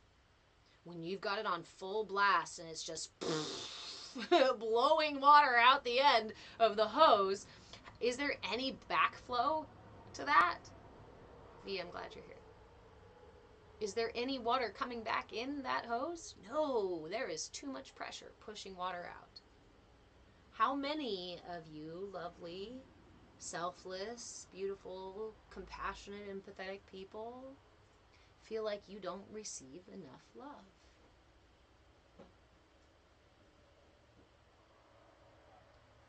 Even with the best intentions. We want to take care of others, right? We do this with good intentions. But the reality is we're actually hurting ourselves. We're actually leading ourselves away from wellness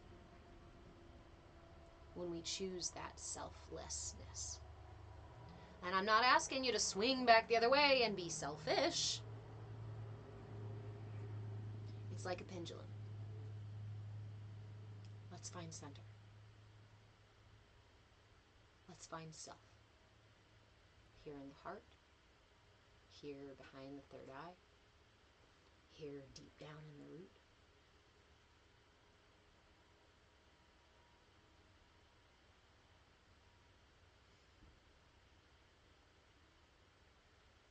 It reminds you of the Care Bear stare.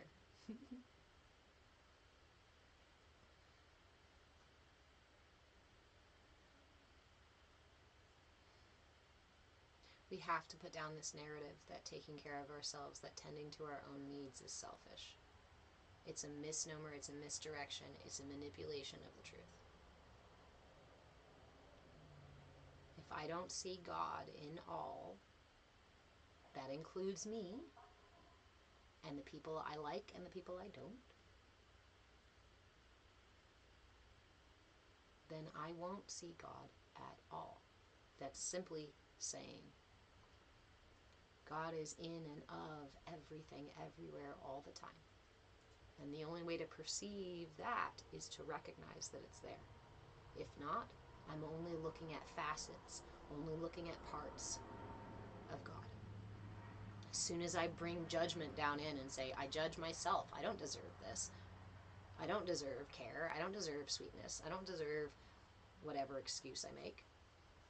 They don't deserve that. They don't deserve this. Then I am piecing apart God and using my little human judgment to be like, I know better than God. This is right and this is wrong. It's always really tickled my brain, the audacity that we have as humans to think that we can interpret something so grand and so much bigger and so much more expansive than us, and that we think that it's somehow appropriate or even wise to nitpick it apart and decide which pieces are good or bad.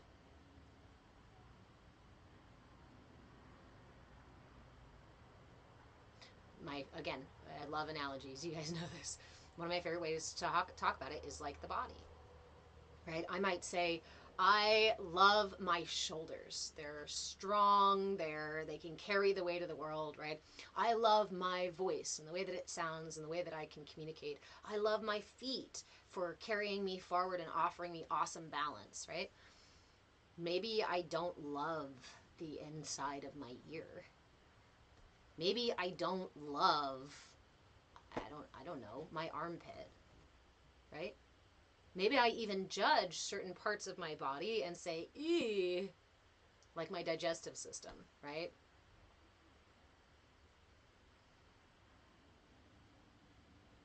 Do I love the shit that's traveling through my body? No. But if I didn't have that gross, yucky, judgmental part, judged part, then my body wouldn't function.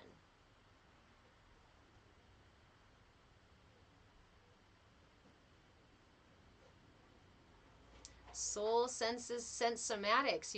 I call more people in my life that I can have these conversations with. If you would like to do that, you can come join us in our Discord. So I know you can't see it all that well, but back here I have a link for patreon.com/move with change. On Patreon, you can join as a free member.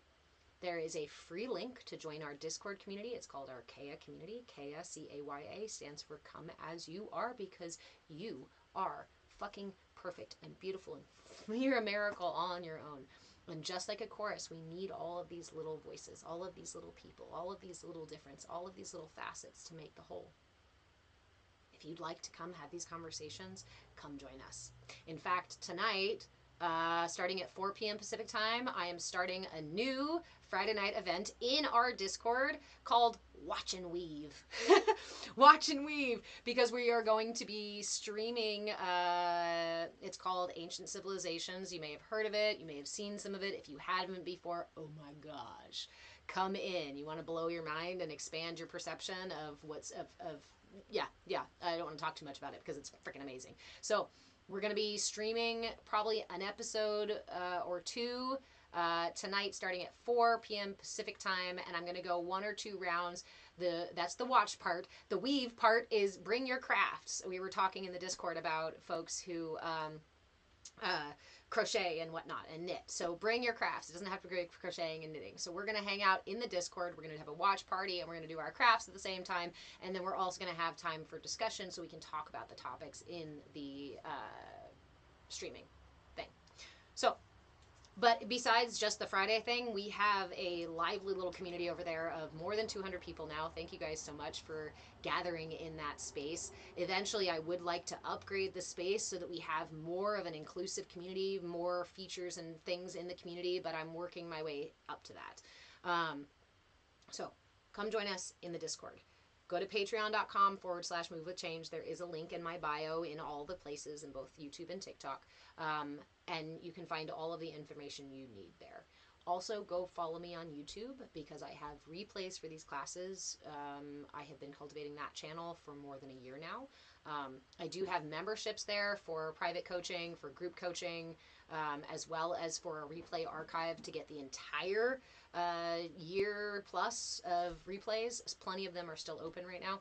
I also have donation level memberships if you just want to support the fact that I offer these classes for free. And cultivate these communities, right? Or this community. I really want to create a space, create a container in which we can show up authentically. Crispy Noodle, you don't see my Discord? Go to on the Patreon page. You might have to scroll down a little bit. I thought I had it pinned at the top. If I don't have it pinned at the top, I'm going to make a note right now so that I remember to go pin it at the top. Also, if you have any issue getting to Patreon, getting in the Discord, can't find the link, just send me a message and I will send you a link directly. I am happy to send you links, and I do try when I get off these lives to read my messages and whatnot. So,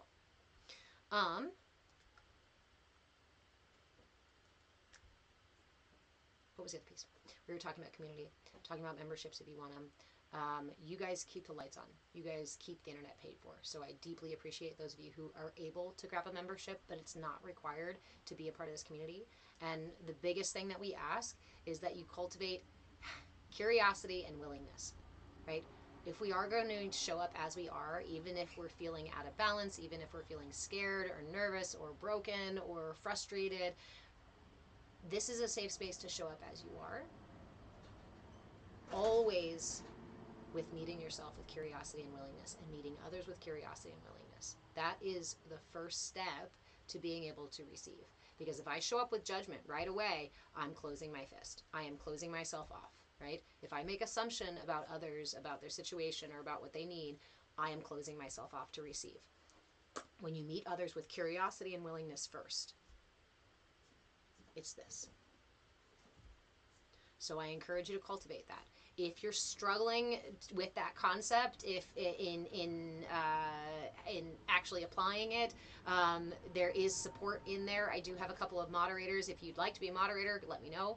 I also need some tech and background help too. But we are not going to kick people out for having a bad day, right? We're not going to kick people out for not knowing how to show up with curiosity and willingness.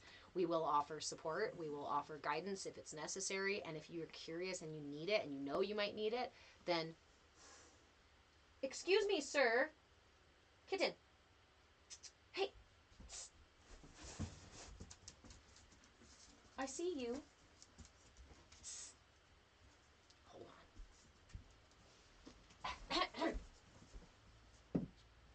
Okay.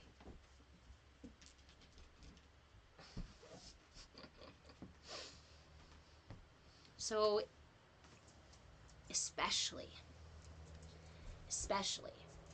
if you're feeling like, oh, I don't know if I can do that. I don't know if I belong in a community like that. I'm too broken. I'm too fucked up. I'm too scared. I'm too depressed. I have too much anxiety. I have blah, blah, blah, blah, blah, blah, blah, blah. Whatever that self-talk is, if you're feeling that, then I encourage you even more to come in. Most of us, many of us, do not have safe spaces to be truly ourselves. And that's really the value in this community. Crispy Noodle, if you'd be so kind to direct message me with a link, please. If you will send me a message, because when I turn off the live, it's like walking through a doorway, and I often forget the people who need the messages or need the links and need this and who to message. So you've got to send me a message. If you put that effort forth and send me a message asking for it, I will absolutely offer the Discord link, but I cannot reliably tell you that I... Sir?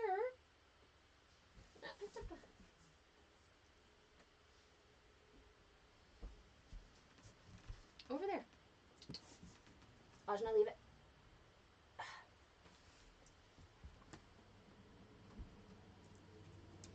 Okay. So at some point here, I will start reading this book. Like I said, I'm probably going to do it over on YouTube, just to start kind of building up that channel and doing more lives over on that channel. Thank you for the follow, Crispy. I thought you followed me before. I know some folks have been noticing they get unfollowed from me. So thank you for following me again. Let's see.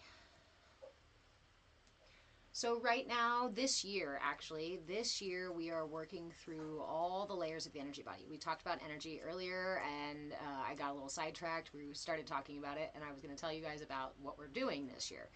So 2025 is my year for, I don't know, I call it a radical movement, right? This is my revolutionary thing that I'm doing. Each month, we are going to explore a different layer of the energy body. The classes will be free.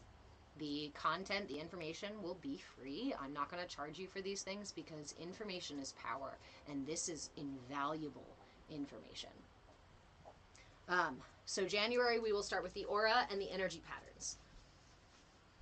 February, we move into the elements in the body and the koshas and the energy channels within the body. And then in March, we will work on the earth chakras and the lower chakras. In April, we will move into the root chakra.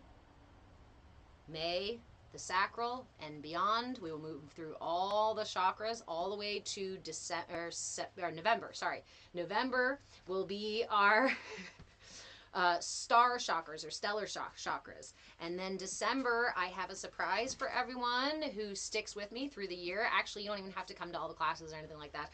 But I encourage you to get in as much of the classes and as much of the content as you can, because you will want that information come December. Another thing too, if you go to the patreon.com/move with change shop, There is a PDF that I created. It's just $5, and it's like 4 pages to download. That will give you a framework to record all the tools that you are learning in these classes and all the tools that you're learning in the content.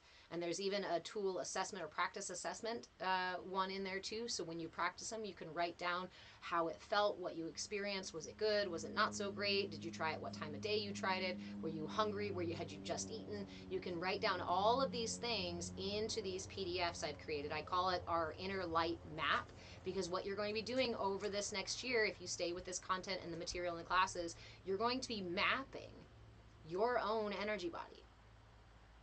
And in a world that wants you to fucking ignore your energy, your emotions, your body, and turn over care of those things to somebody who's totally outside of you, it's a pretty radical fucking thing to do.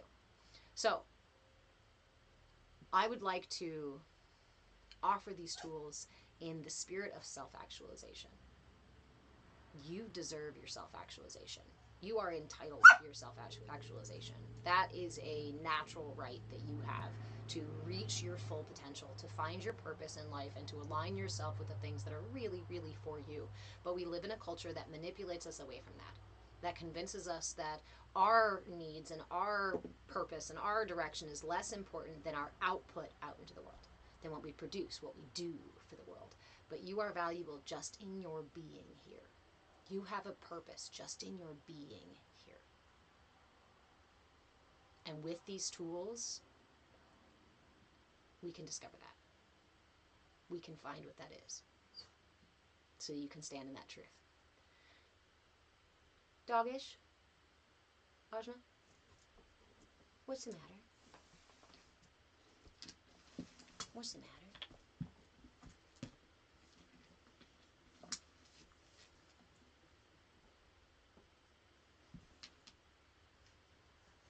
Also, it is the year of the snake, yes, in Chinese astrology. It absolutely is. I encourage everybody who's interested in it to go read up on your horoscopes and things like that. I like astrology as a perspective to see ourselves from a mirror. It's just one mirror. It's not the end-all be-all mirror. So often, the best way to see ourselves is to look in as many mirrors as possible. Coffee is not for you. What are you doing? Do you need some hugs? Do you need some hugs? Come here, dog. What's the matter? You already had breakfast, so that's not it. Thank you, Big Papa. Thank you guys all for being here. Thank you guys for your support and continued support, even if we lose TikTok. I started this 3 years ago. I started the account 3 years ago and really started posting back in 2023. Really started going live back in 2023. And at that point, I had maybe, 200, 300 people following the account. And in a matter of a year, we got up to 10,000 followers. And then we are now at 11,600. And it's not by follow trains. It's not by charging you guys for stuff. It's not. It was only by sharing free content and shenanigans, probably too. There's probably plenty of people who followed just for the shenanigans. This whole thing was an experiment for me. An experiment in standing in my truth, in being authentic to what I felt was my purpose, is my purpose. And if you go look back at content that I first posted on this account, you can see the difference. You can see, you can hear how small my voice was. You can see how I protected my heart with my posture. You can see the apprehension. You can see the anxiety and the fear.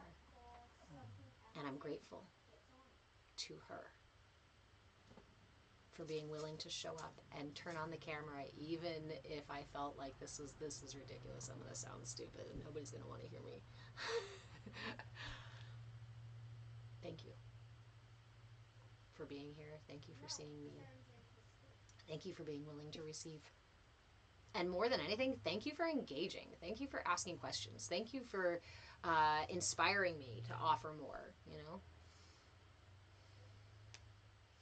Badass Blind Woman. We're gonna get it rolling over on YouTube too. Watch. Woo! YouTube has, I think we've got about 600. I know it's over 500 now on YouTube. And that particular YouTube channel, I've only had open for a year because I was on another YouTube channel before and I had to shut that one down. So 500 for a year is actually pretty, is okay. Yeah. So, hey Byron, how are you? For those of you who love shenanigans and fantastic healing, and if you're interested in tapping, this is your guy. I'm going to pin you again. Byron holds great space, has a fantastic vibe. Why won't it let me pin you? There we go. Pin. Go give him a follow. He goes live actually more often than me now. I feel like such a slacker. One live a week.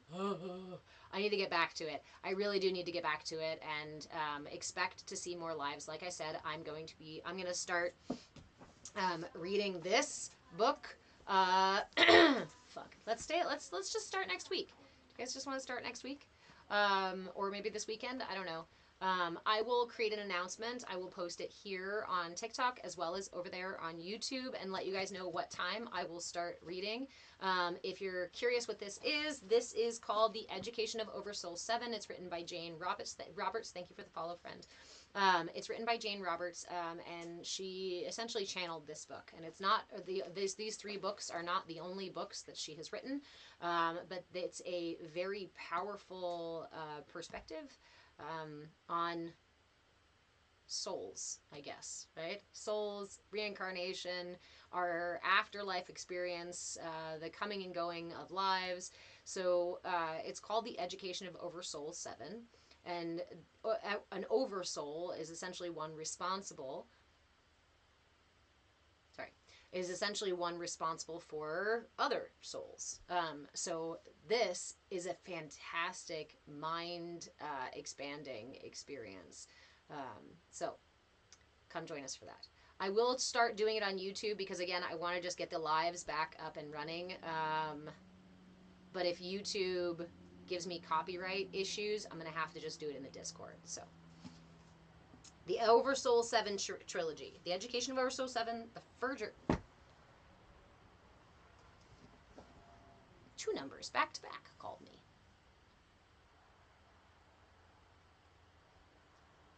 Hopefully they'll leave a message. So please go follow me on YouTube. We need to build that channel up over there. And regardless of what happens with TikTok, I will be on YouTube. You could try Twitch too. I do have a Twitch account. I have Twitch and Kick. I'll tell you what though, when I am on live on Twitch or Kick, I get next to nobody in there. I think the only comments I've ever received is one person coming in and saying, what are you doing? Or they were hitting on me, right? So I don't know if it's a space for it.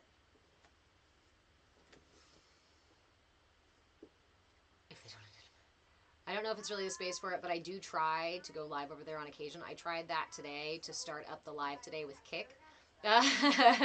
And the streaming wasn't working, so it was dropping YouTube. Unfortunately, right now, YouTube is going to turn into my primary place.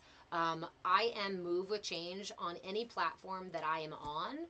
I am Move with Change. I dropped my meta platforms, so don't go looking for me on Instagram or Facebook. I'm pretty sure I deleted the accounts before I uninstalled them, but if you see me lingering in there, don't send me messages. I won't be there. Squashy, would you go live on your own website? So I used to have a website, and then I just got tired of paying for the cost of it. What I'd really like to do is, like I said, create a platform, a space for our community, for the content that I'm sharing. I'd like to create a content library. I'd like to have a space to go live and teach classes.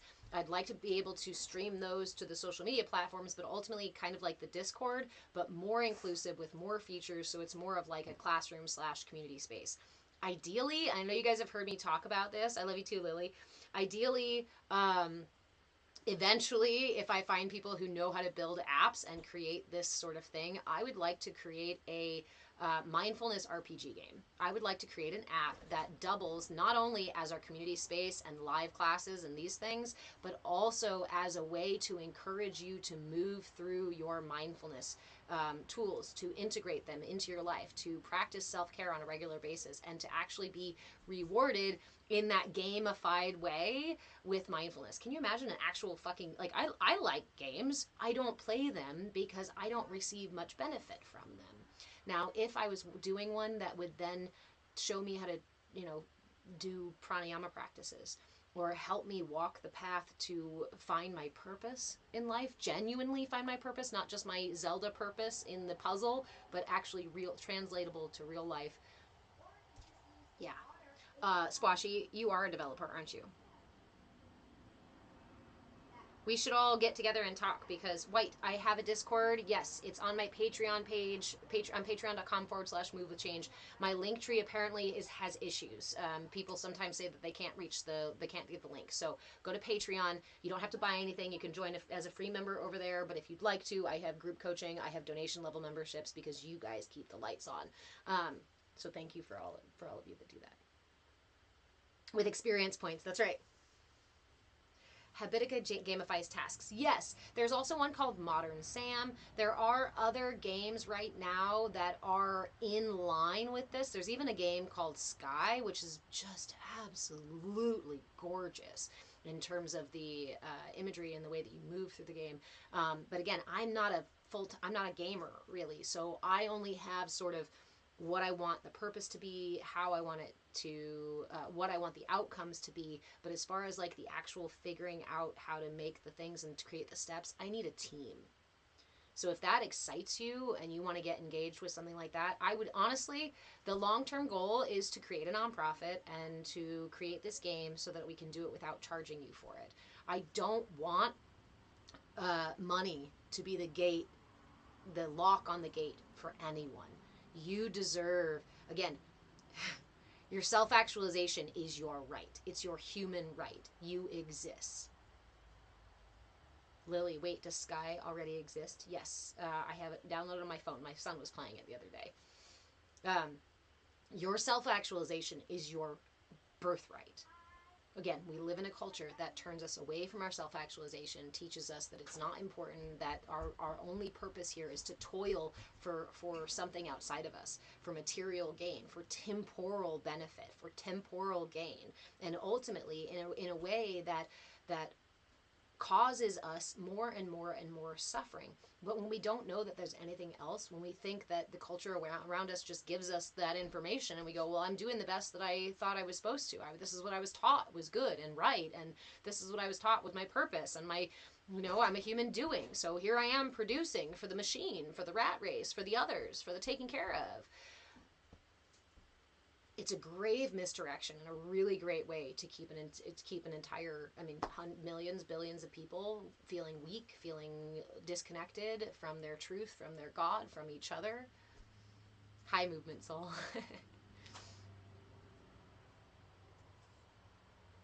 It makes me a little bit irate.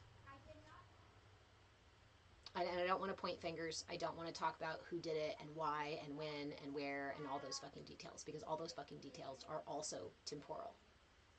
The most important thing to focus on is discovering my internal power, my intrinsic truth, my intrinsic strength.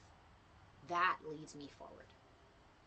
That leads me down the path of my self actualization. The courage to make the choice in what actually is right for me, even when the whole world is saying you're supposed to fall in line.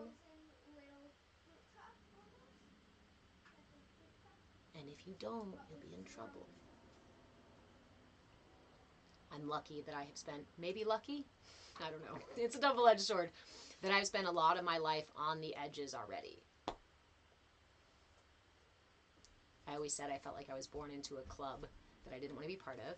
I don't like the rules. I don't like the way you guys operate. I don't like the stipulations to this game and the way that you succeed. It seems like the game is broken because it's not working the way that you say it should, right? We're at this late stage capitalism stuff. We're looking around and going, holy shit, this game is fucked. There's a really serious bug in this game, and there's this kind of like handful of people who are taking all the resources in the game and winning the game clearly and manipulating us or convincing us into like, oh yeah, you can win too, but we've rigged the game so that you actually can't win.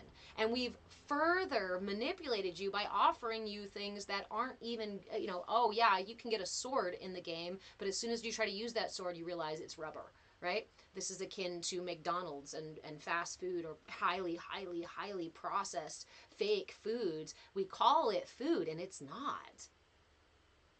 Not at all. It keeps us unwell and out of balance. It keeps us clamoring for more and more and more and more. When we cannot satisfy our most basic needs for food, water, comfort, safety, connection, these are basic human needs that every human needs. But we live in a world that says, what matters is your ego and your friends on Facebook. That matters more than the real people. And in fact, you're not supposed to live with more than one family member, right? You got to separate and have separate houses, the nuclear family sort of stuff, and whatever. You're not supposed to connect to your neighbors. No, they look different than you. So all this divisiveness, no connection. Organic, healthy, whole food. Oh, that's only for the elites. That's only for special people who can afford it and and have the time to make it. Do you see how all of these things we get pushed away from, separated from, and therefore continue clamoring for the basic needs? We understand in psychological theory that if those basic needs are not met, you can't work on the higher needs. Your brain is too busy trying to find a fucking place to sleep. You're not going to be wondering about God or considering your actions. You're going to do what fucking needs to be done so that you can take care of yourself and your family. And that's the most insidious piece of the world we live in right now. Is we all feel like we are desperately clamoring. But the things that we are taught to clamor for are not actually satisfactory for our needs. Yeah, a lot of shame, a lot of guilt. Those things are woven in. Those things are conditioned in. I talk about the enculturation process in here, right? We all go through the enculturation process. And we do so when we are unconscious. Your brain stays in the theta brainwaves pretty reliably up until the age of about 8. Do you know what the theta brainwaves are? That's REM sleep. The child's mind does not completely come out of REM sleep frequency until the age of 8. That's why they say in child development those early years are so important, and why they say children are absorbing everything. They are literally in the dream time, and their system is interacting with the stimuli in their environment far more than their mind is. Yes, Glitterbee, so you're basically in the dream time until you're 8, yes. That's why children can tell these, these ridiculous stories and believe you that they're true. That's why they don't understand things like when, you hide a ball behind you, it disappears. These are all ways that we build, that our minds build. Up until the age of 8, our minds don't even get to fully conscious yet. Because before that, we are absorbing all the information. The brain is out of the way, so our energy body can figure out how to keep us safe. Again, going back to that concept, your body is your ally. Your energy is your ally. Your ego, your emotions, these are your allies, because these are the ways that your energy, your body, your system has decided to keep you safe. Big Papa, it's called the enculturation process. The enculturation process is something we go through during the earliest stages. It's something every human goes through, and it's the process of absorbing all of the information around us. Now, what happens when we absorb that information? Our energy body responds. Our energy figures out how to interact with that information. Different people are going to have different interactions with that information. So let's talk about, I really love this one because it's so important to understanding what's happening in our culture and what we can do about it, right?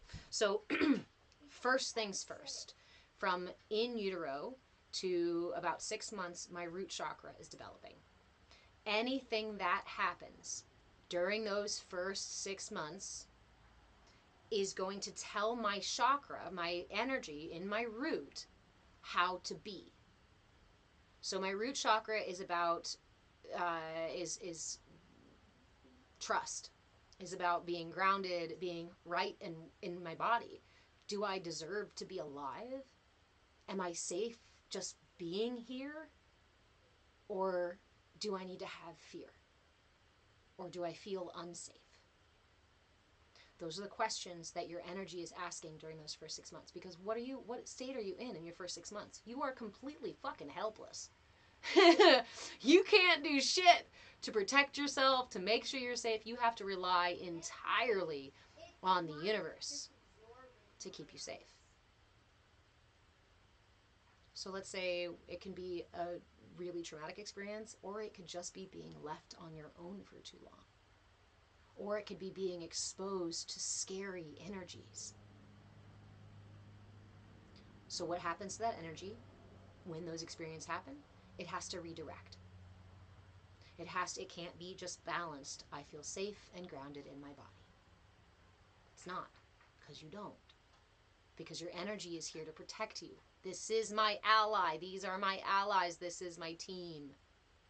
And so my team says, oops, we were born into a life that's maybe not so safe to be in our body. So let's pull that energy up to the sacral chakra. That second chakra, this is about getting my needs met.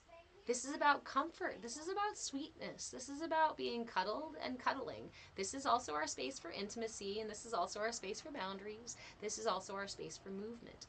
And it develops between the ages of 6 months to about 2 years. And during that time, what are we doing? We're learning to speak. We're learning to move. We're snuggling, hopefully, being close and feeling safe and comforted in our environment and by the universe and by our caregivers. Now, let's say again, you were a child who was put through the cry it out method. Uh-oh. You mean the universe won't respond to me when I cry for help? And let's add, because this is an important one here,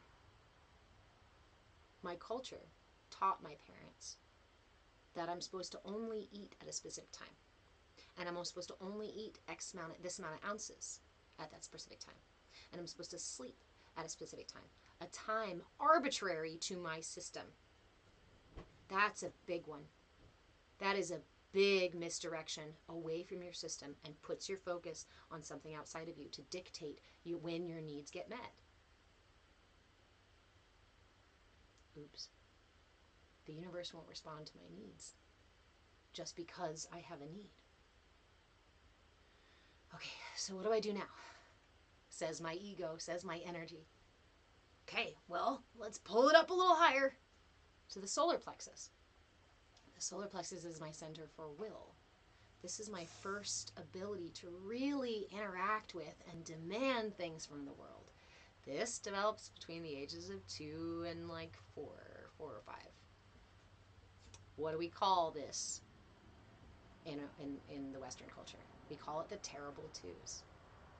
Because it's our first really big expression of I can take what I need. I can demand that you give me what I want. I can push and I can pull and I can scream. And if those tactics work, my energy's not going to tell me if they're good or bad. That's my culture's judgment, isn't it? So my body and my energy and my ego characters and my emotions are my allies to make sure my needs get met. Specifically talking about the West, if you're a young boy, a lot of times you get to stay here. Young boys will be boys. They can fight about it, be louder, be more pushy, be more demanding. And we think, look how strong and powerful he's becoming. So this starts to work. Now, notice what that means, though. That means a deficiency in my root chakra, likely a deficiency in my sacral chakra, although the sacral chakra could also become excessive. If I realize that crying and crying and crying and crying and crying for my needs, and like uh, being let's see, over finding the overly sweet stuff, right? This is our this is our center for sweetness. So if I can find more and more and more of that, then it satisfies a need, and I may end up with an excessive center here. This can lead later on in life to things like excessive sexuality, overeating, vices, other vices, and overconsumption of things, a high need for intimacy and physical security. Those can manifest as a either both either a deficiency or an excess. But we can get more if you want coaching. If we want to get really unique or specific about it, that's what coaching is for.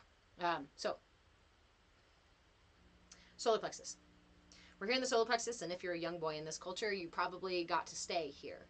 Now, that means that I don't feel very safe in my body, so I'm going to use my energy, my solar plexus, to defend myself, right? Probably a little excessively, maybe a little forcefully. And I didn't get my needs met when I was a little younger because I was set on a schedule. So now I can go take the things that I need. Or I can be loud about getting the things that I need. If you were a little girl, maybe you weren't allowed to do that. For me in particular, I was not allowed to do that. Boys are loud, girls are to be quiet and follow the rules. And anyway, blah, blah. So we pull it into the heart. And this is the first place where I realize, well, if I take care of other people, if I give other people what they need, and I'm super sweet and compassionate about everything, right, for everybody. Oh, yeah, I'll help you. Oh, yeah, no problem. Yeah, sure. Yeah, I'll ignore myself so that you can get what you need. This may be the first time that I feel safe. For me, it was. I wasn't just safe in my body. My needs were not going to be met just because I cried and had needs. And I wasn't allowed to demand that my needs get met. But if I subjugated myself, if I bowed and fawned to others and did what they needed and they wanted, well, now people loved me. Now people were kind to me. Now people value me. And this follows us into adulthood. And we end up adults who are more aggressive or far more passive, more compassionate and open, or compassionate and selfless, or more selfish with our inability to connect through the heart with others. Imbalances in the chakra system can manifest in all kinds of ways, and they can fluctuate as well. There is not a single person I have ever met, ever come across, that is beyond repair, that is so broken, or that has completely closed off energy centers. I have never met a person like that. So if your head is telling you that right now, oh no, I'm so fucked up. Maybe, but you're not beyond repair. The whole reason I'm offering all the tools this year is because I want to help you find that alignment. I want to help you clear the paths in your system so that you can discover where these energies are, where they're misaligned or need some support. So that hopefully, by the end of the year, you will have a full map of your ego characters, your energy body, your aura fluctuations, the balance or imbalance in your chakras, and you will have a toolbox of tools to help you bring yourself into alignment. Energy is powerful because it moves through every layer of our life, every layer of us.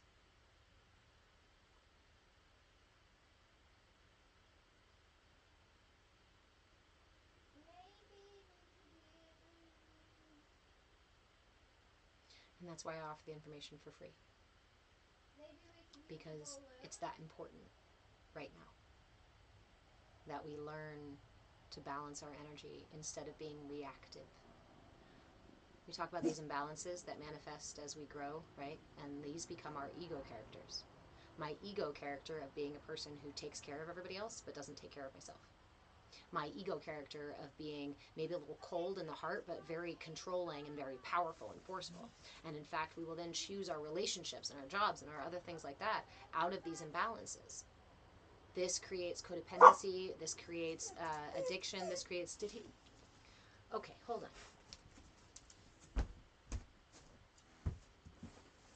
Sir, that's not appropriate. To walk the dog.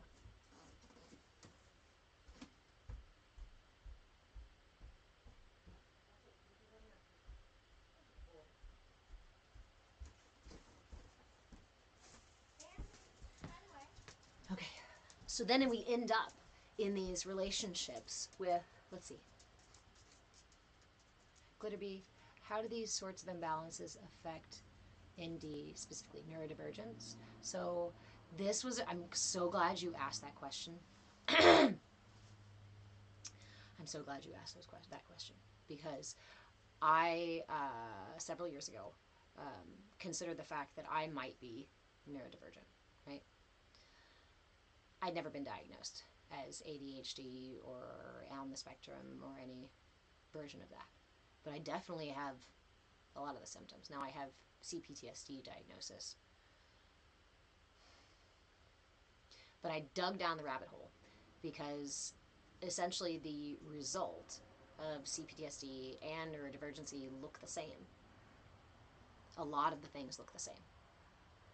And I think at the end of the day, it's less about is it CPTSD or is it neurodivergency or is it this or that. I think that question is less important than how it manifests. Trauma changes the brain. It rewires our energy, our brain, our body, our emotions. So whether that's from a root of you were born that way or events happened that caused you to go that way is less important than here you are right now. We are not trying to, honestly, we're not going at it to change the brain.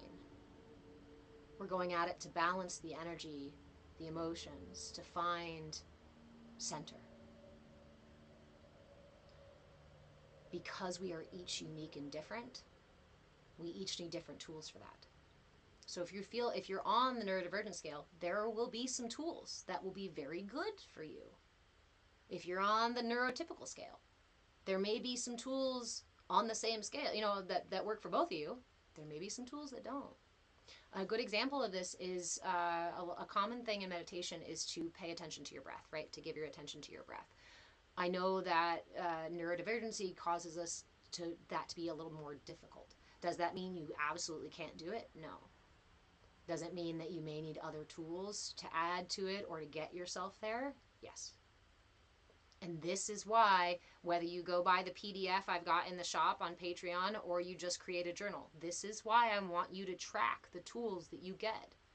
The mudras, the mantras, the sounds, the nutrition tips, the herbs and stones, the asanas, the visualization, the energy healing techniques, the yoga flows, the mantras, all the stuff. I've got this whole list over here on my whiteboard of tools that I'd like to offer every week. Now, my initial idea was to create content so you guys could download it and keep it, but turns out part of my truth is I do better in the lives. I do better talking about it. I do better answering questions. I do better sharing these things with you guys in real time than trying to create a good looking content because I get the, what's the word I'm looking for?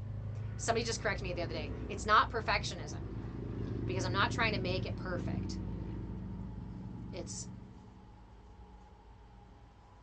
It's just getting lost in all the choices that we have now when doing editing and things like that. If anybody wants to help me do editing, please reach out.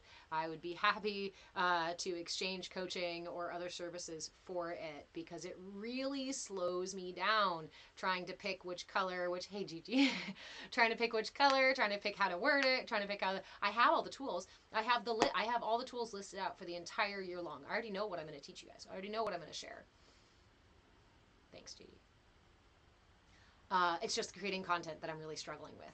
So I've got to figure out how to get the lives back, how to do the lives again, so that I can teach these to you guys, so that I can share them with you real time. If anybody is really into making content and you want to help me do this, you want to do this radical, revolutionary thing with me and push out all these tools so that people can have them and actually start to heal and align their systems in a radical fucking way, then please reach out. Um, Glittery, if you want to learn editing, reach out too, because I'm good at editing. It's just all the options. It's decision paralysis is my problem. I actually like creating content and I like editing. I've been doing actually video editing since I was since the 90s. We the big boards and stuff like that. So if you want to learn, I'm happy to like give you some guidance and things like that. But you do need, I know, Madman Hat, you do need a computer. It's I promise you, trying to do the edits and trying to work with the stuff on the phone is going to make it a whole lot harder and take a whole lot longer. So you've got to have a kind of a laptop or a computer or a bigger desktop computer to be doing this editing. So that's a really important piece. Um, Badass Blind Woman, you asked, what about psychopaths or sociopaths? Are their energies closed?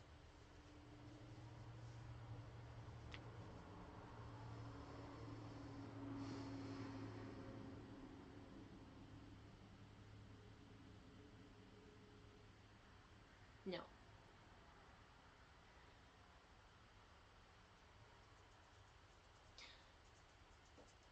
So to talk about what happens with psychopaths or sociopaths, we shift to the heart, because our heart is about, right, compassion and connection. There's two pieces. There's two pieces in that. Okay, we'll talk about the heart first, and I'm gonna try to remember the second one and not lose the second one. Well, no, I'll start with the second one because it's shorter. The second one is actually in the mind, and neurodivergence, not neurodivergence specifically, but autism specifically. There's a point on the spectrum of autism where we lose, by degrees, we lose presence of mind. The concept of presence of mind is the understanding that someone else has their own thoughts and feelings and inner world. They're their own person. They're someone separate from me. And typically we learn this somewhere in the age of, hold on, let me try to get back into my child development theory. Where do we learn presence of mind? We start to develop presence of mind when we get to the heart, because before this, these other understandings of our relationships and our ability to connect with others are very self-ish.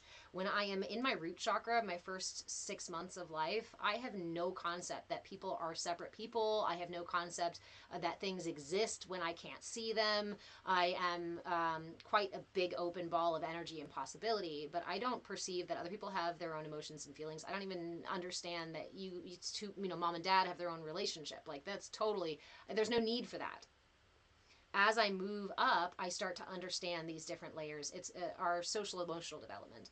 Um, the heart is where we truly start to understand relationships outside of ourselves, and our relationships start to get a little bit more complex. So we start to develop the heart chakra between the ages of, I think it's 4 and 7 or 5 and 7 ish. And remember that these things don't uh, fit into exact boxes. Depending on our experience, we may end up pulling our energy up faster, and so developing in these other places faster. If we get satisfactory needs met down below, we may keep them down below, and these may develop a little slower. So it's not a perfect chart for everybody, but the heart starts to really find its place between the ages of 5 and 7, and that the age of 7 is where we reach what's called playground politics. There's actually a book called Playground Politics that you can go read. It's a really cool book about, if you're interested in this topic, otherwise it's just an annoying thing, but is where our minds conceive of, I have two friends, Sarah and Sally, and Sarah and Sally and me are all friends. But one day when Sarah and Sally go and sit and eat lunch together, but I'm not there, or they're playing a two-person game that I can't play, I have to understand that Sarah and Sally are still my friends, But they also have their friendship too. And this is when we start to actually try that on and understand that as a working concept. We don't get that until we get to about the heart chakra and in those places. So, presence of mind. If we are on the certain ends of the spectrum, at certain points of the spectrum of neurodivergency, we may lack, by degrees, presence of mind. So when we're talking about psychopaths and sociopaths in particular,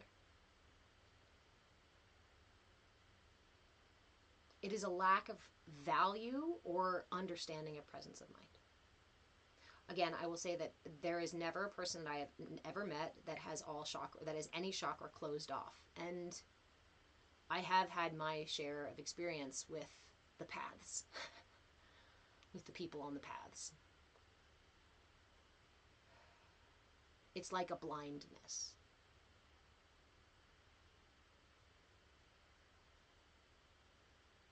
It's excessive energy in the heart, in the solar plexus chakra. It's a grave lack of energy in the heart chakra. And it's a real imbalance in the throat chakra, because the throat chakra is our center for truth, our center for communication, being able to communicate and receive other people's communication. And we have to have presence of mind to be able to believe and value and receive someone else's communication.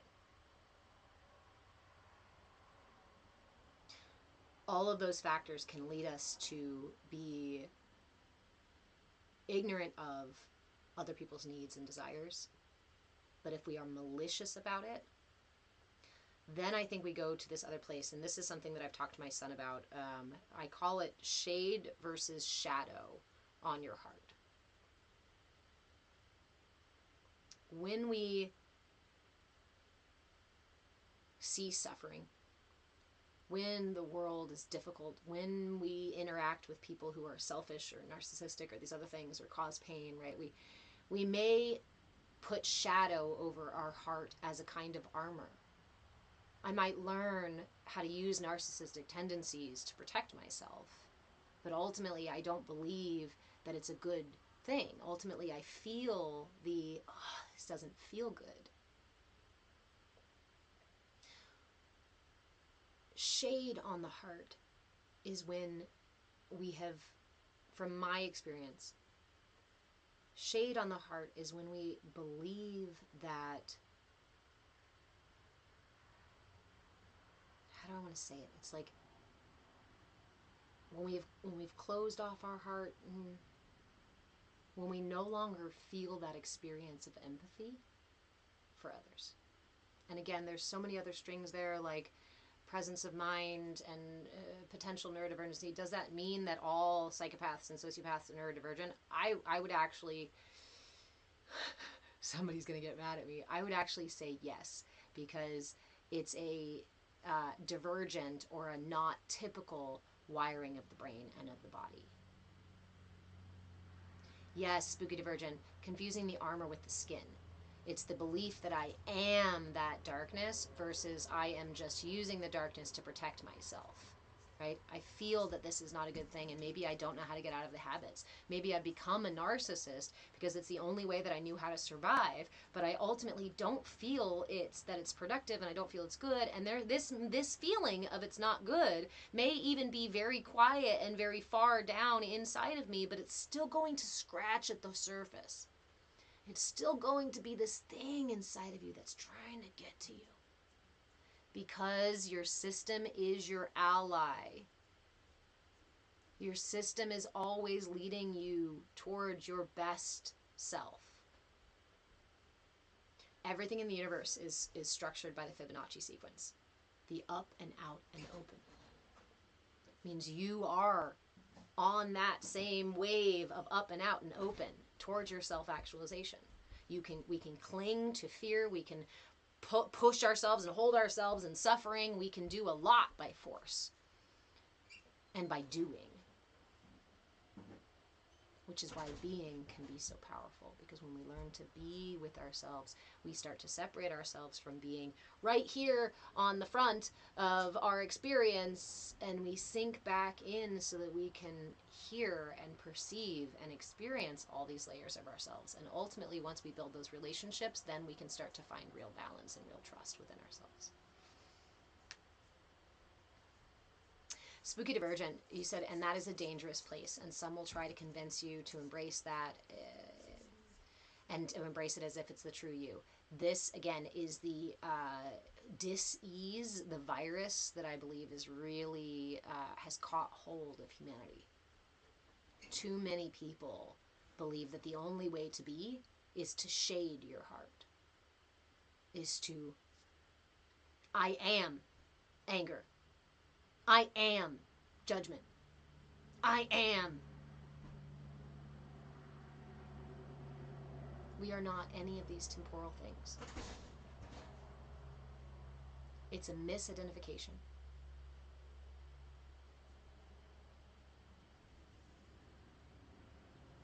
What am I?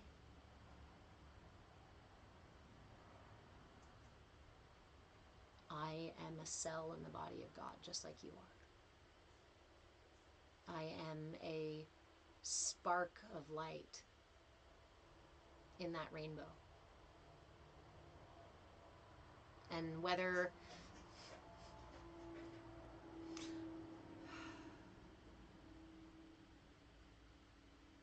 we are part of whole, but the belief that we are separate from the whole is like trying to amputate a part of the self that you cannot take apart.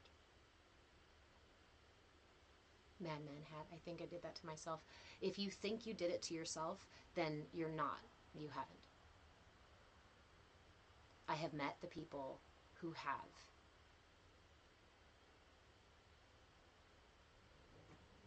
It is a belief. It is a deeply ingrained belief. There is no question about it.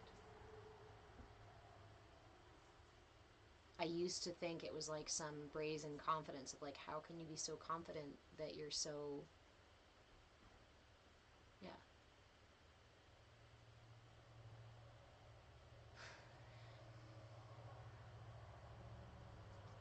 If you're afraid of losing yourself, you're still you. There you go.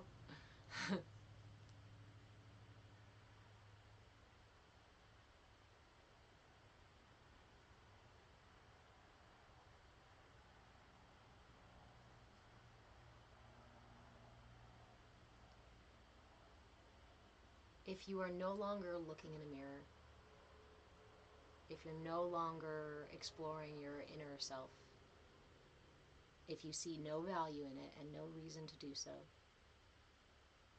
and you never question who you are or what your motives are or why or when or where or any of that, then you won't be concerned, but you should. As long as you are asking yourself, as long as you are looking in the mirror.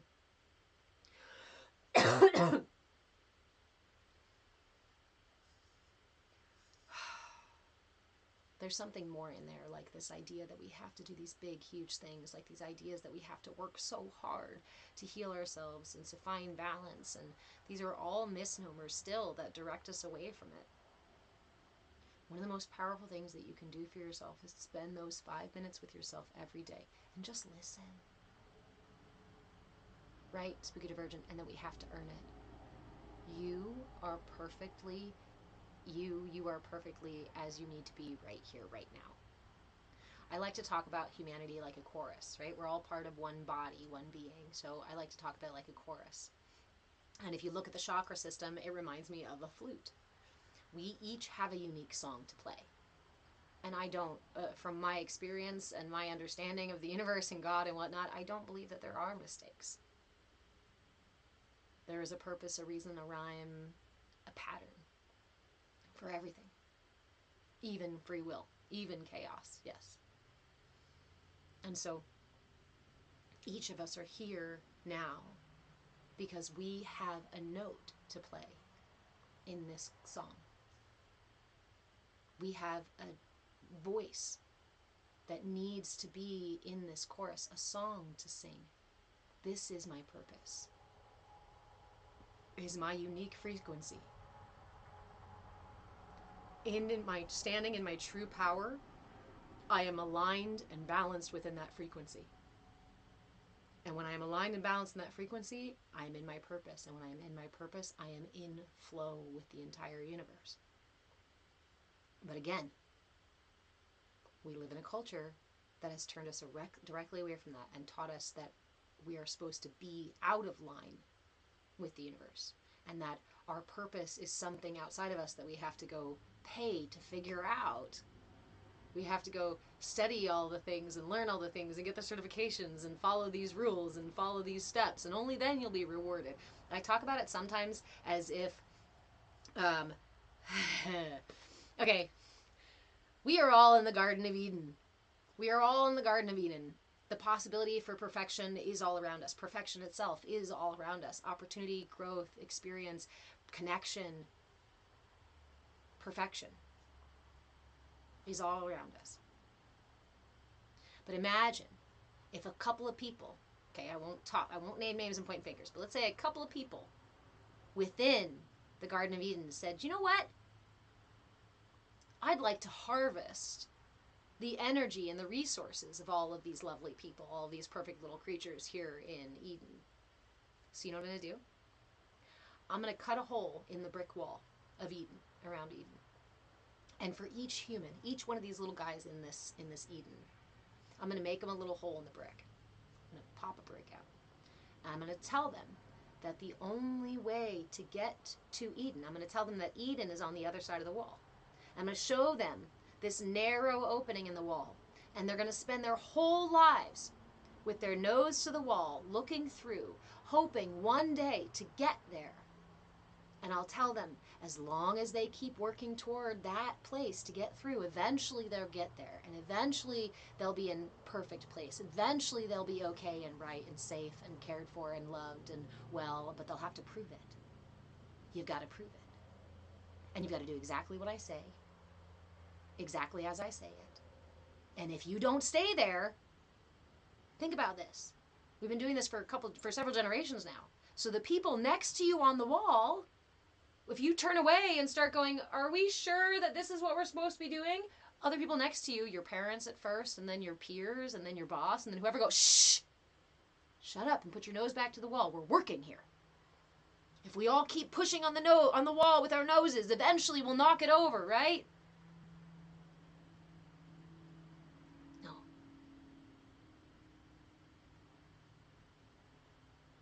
The reality is Eden is already all around you.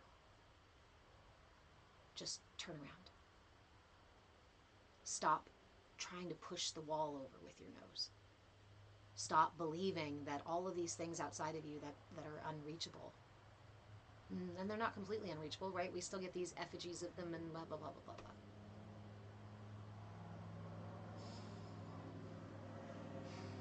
We get fed scraps through the hole in the wall. Just enough to sustain us so we can keep standing there and working, toiling. Hey, Ashley, how are you?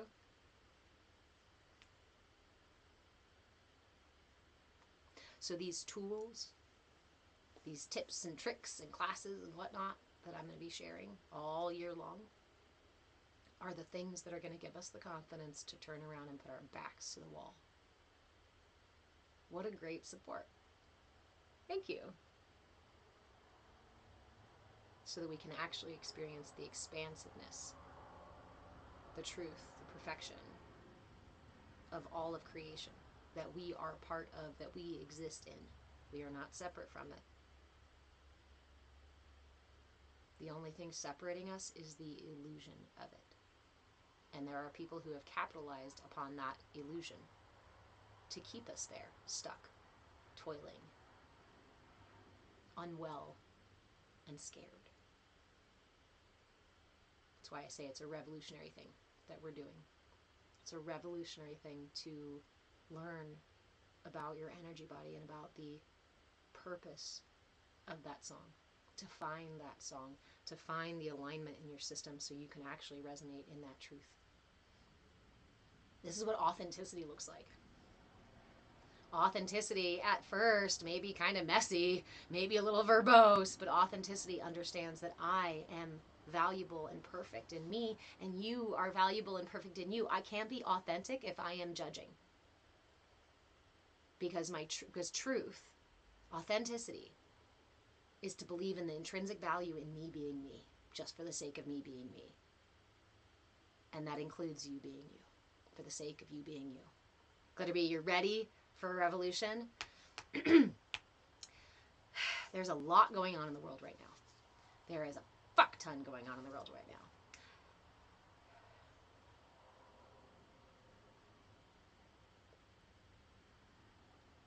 I don't think there's much we can change until we discover our truth, until we discover that inner power, until we know how to manage our emotions so that an ad that scrolls across our screen doesn't suddenly trigger our emotions. If we are puppets to the system, to the energies, to the poking and the manipulations of the system, we won't be able to break out of that matrix. You want to unplug? Start here. Because everything you need to align, to heal, and to find that purpose is here. Yes, it's on purpose to keep us distracted, to keep us separated from each other, from ourselves, from God.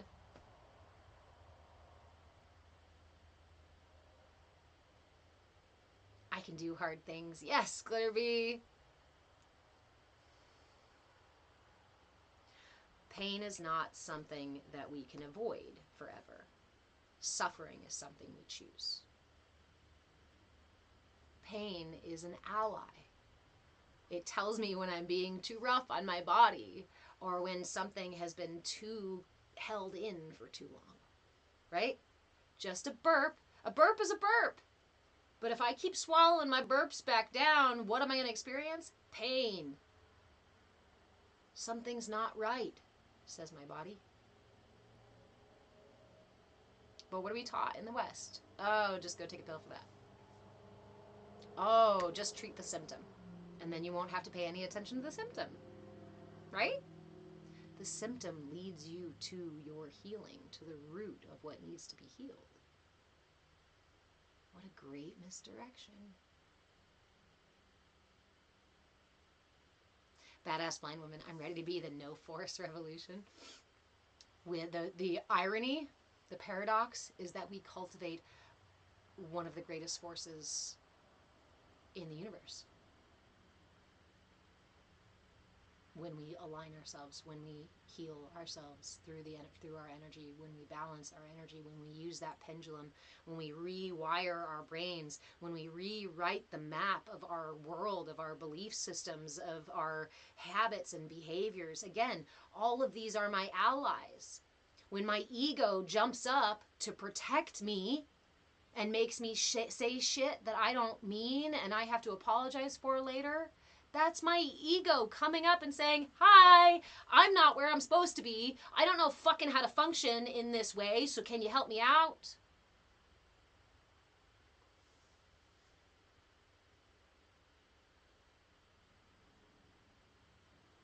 If you take nothing else today, please take the fact that every part of you is your ally. And in my mama's words, because we love quoting my mama in here, if you create an enemy of yourself, your emotions, your thoughts, your body, your whatever it is that you hate about yourself, you create an enemy of. And that becomes a battle that you fight every single day. That is the war that you wage your entire life long. Do you want to live like that? Well, no, but then no buts. Every part of you is valuable. There is no killing the ego. There is no shutting down your emotions. There is no closing off your energy. There is no disconnecting from God because you are a system enlivened by God. You cannot be separate. It's like a blood cell inside of my system saying, I am not a part of the whole. I am just a little blood cell and there's no power and nothing I can do.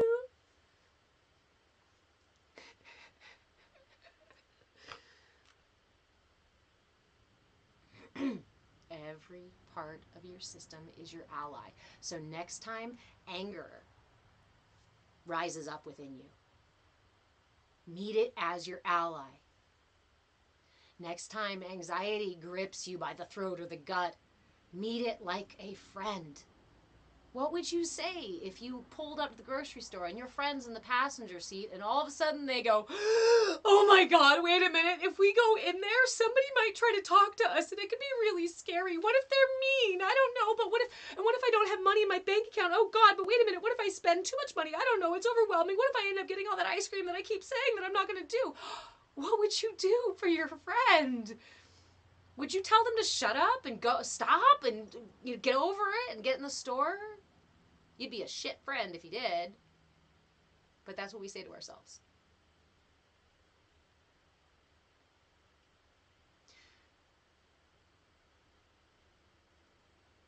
I'm trying to say your name. Tanya Corona. You say you're trying to get over some childhood trauma. People say get some therapy. You know what we say in here? Meet it. Hold space for it. Everything you need for your alignment, balance, and healing is with you right now. You could postulate about the past. You could try to dig up memories that may not even exist in your brain. But do you know what does live with you right now? You know what is obvious and right here moving through you? The energetic imbalances that were caused by that trauma. The ego characters that have shown up to protect you from whatever it was that was traumatic. The self-talk that repeats the trauma because it thinks it's keeping you safe. The past is just a memory, if we even remember it. The future is undetermined and ultimately not even guaranteed.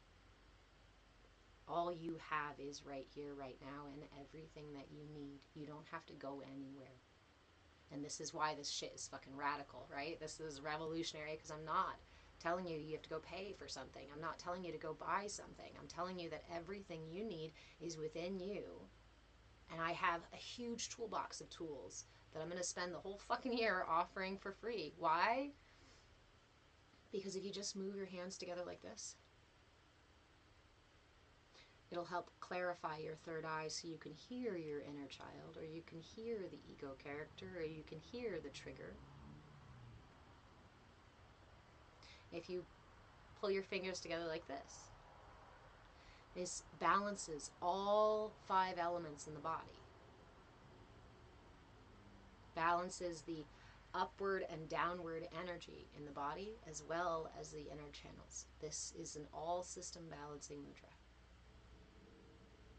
The breath work we did earlier, the 4-7-8 breath, inhale for 4, hold for 7, exhale for 8. I wanted to talk about that after class because it's a really powerful practice. So, if you want to go get therapy, go get therapy. I did talk therapy for years and it was helpful to a degree until I realized that I was just circling around the same energies and it wasn't actually getting me further. It served its purpose. Yes, thank you, Gigi. I agree with you. But some do need some help and guidance there. That's what I'm saying. It can serve its purpose. It can be beneficial.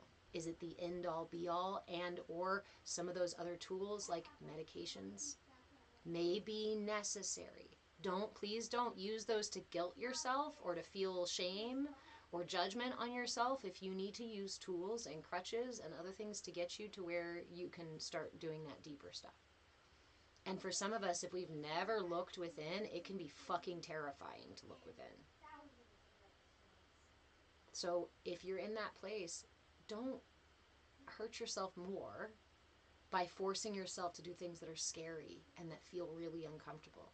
What do? When you do that to yourself, you break trust again. Thank you so much for being here and being willing to speak up and share your experience and your story. That's authenticity. That's showing up. And that in and of itself is already walking you towards your healing. That is already building trust with yourself. Trust that you will speak up when you need something.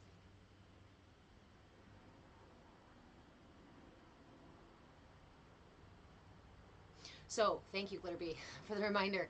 4-7-8 breath. Love you, large, large. 4-7-8 breath. Inhale for 4, hold for 7, exhale for 8. One of the things when we're out of balance is that our breath can get very shallow, right? Or very, or quick sometimes. So any kind of breath work, any kind of awareness to your breath can be really powerful. I really like the 4-7-8 breath because it combines holding your breath, and it also combines, and it also has a longer exhale. So the longer exhale is actually about being okay with not having breath in our body, which when with things like anxiety, depression,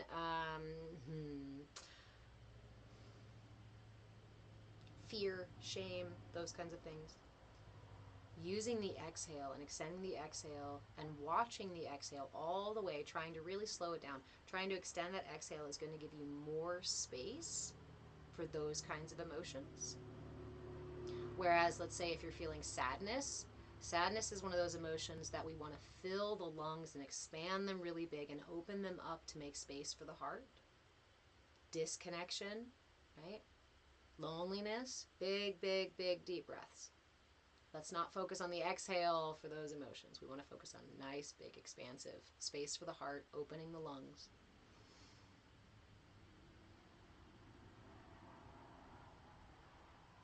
Every week, I'm hoping to offer you guys a different tool. If I don't create the actual videos content for it, you will see the tools here in Tiny Yoga, here on Friday classes. Replays for Tiny Yoga, we started at 10 a.m. Pacific time, so the replays are over on YouTube. Badass Blind Woman, for me, I struggle with trusting people, so I realized who better to heal me than me. Yeah. And in that choice, you rebuild trust with yourself. When we remember, every judgment, right, or every fear is actually often within us. It's a projection. So I don't trust other people means I don't trust me. If I struggle to trust other people, honesty in other people's, then I struggle to trust my own truth. If I don't trust people to be respectful of my boundaries, I am not respectful of my boundaries. And so in choosing for you to heal you and to be with you, you are choosing to rebuild that trusting relationship. And as a symptom of that, you are going to end up finding that it's easier to trust other people.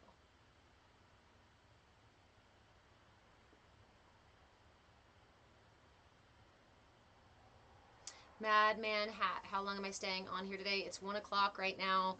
I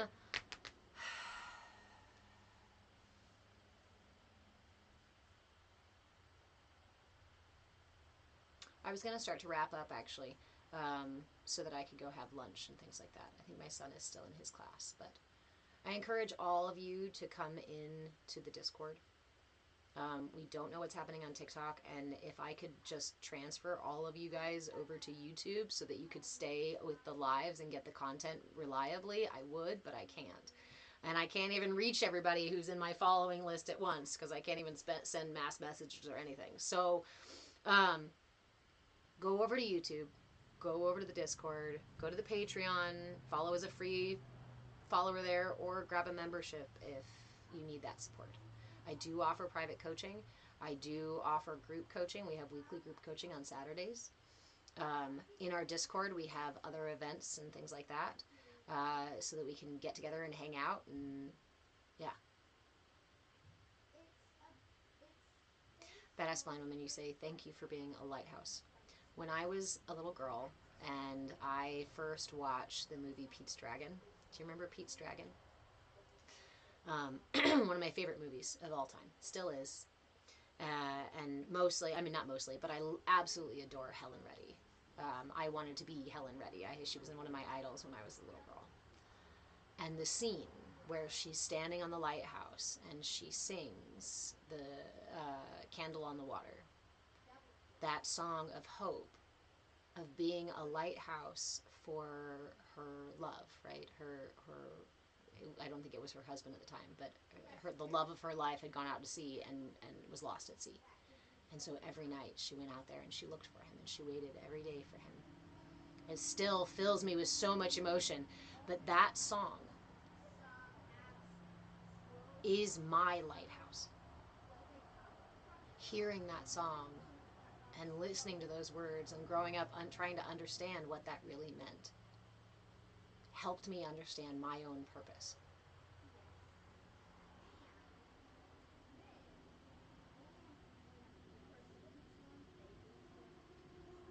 I used to think I had to do a lot more to change the world. I didn't think that I could just be the change that I wanted to see. And still, just being the change doesn't quite sound right either.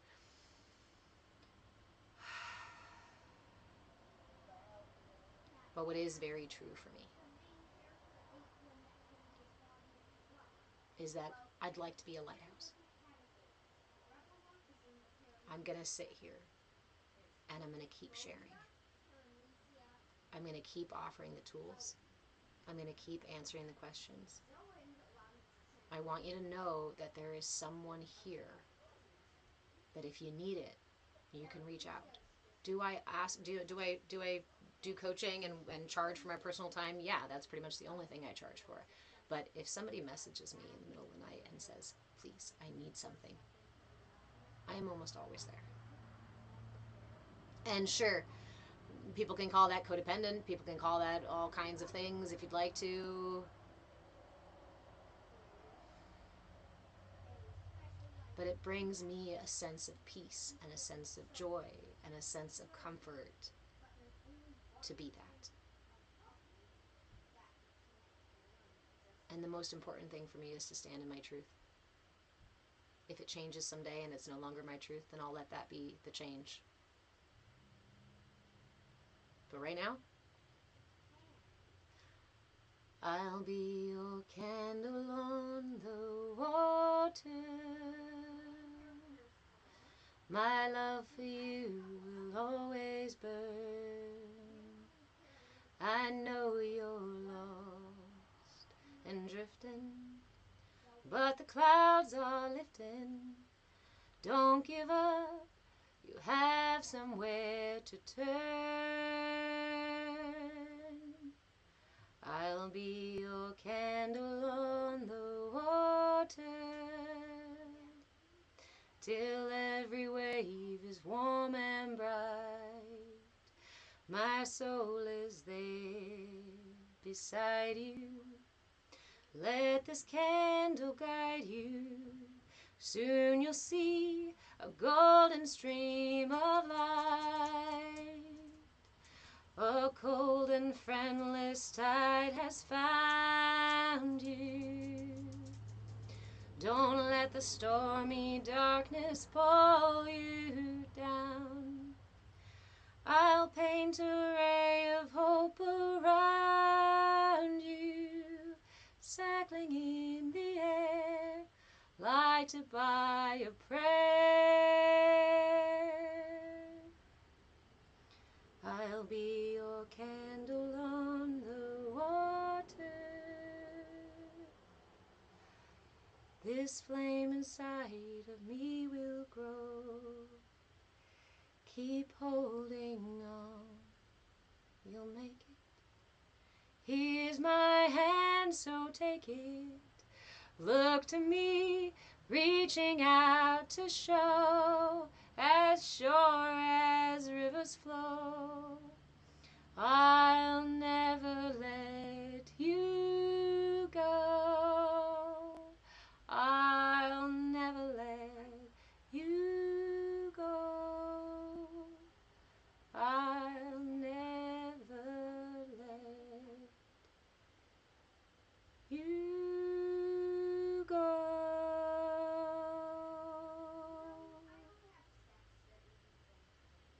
Thanks for letting me sing.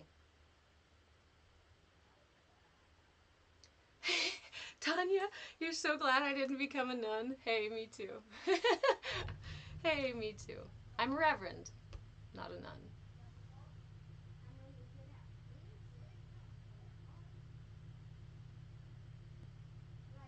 I love you guys.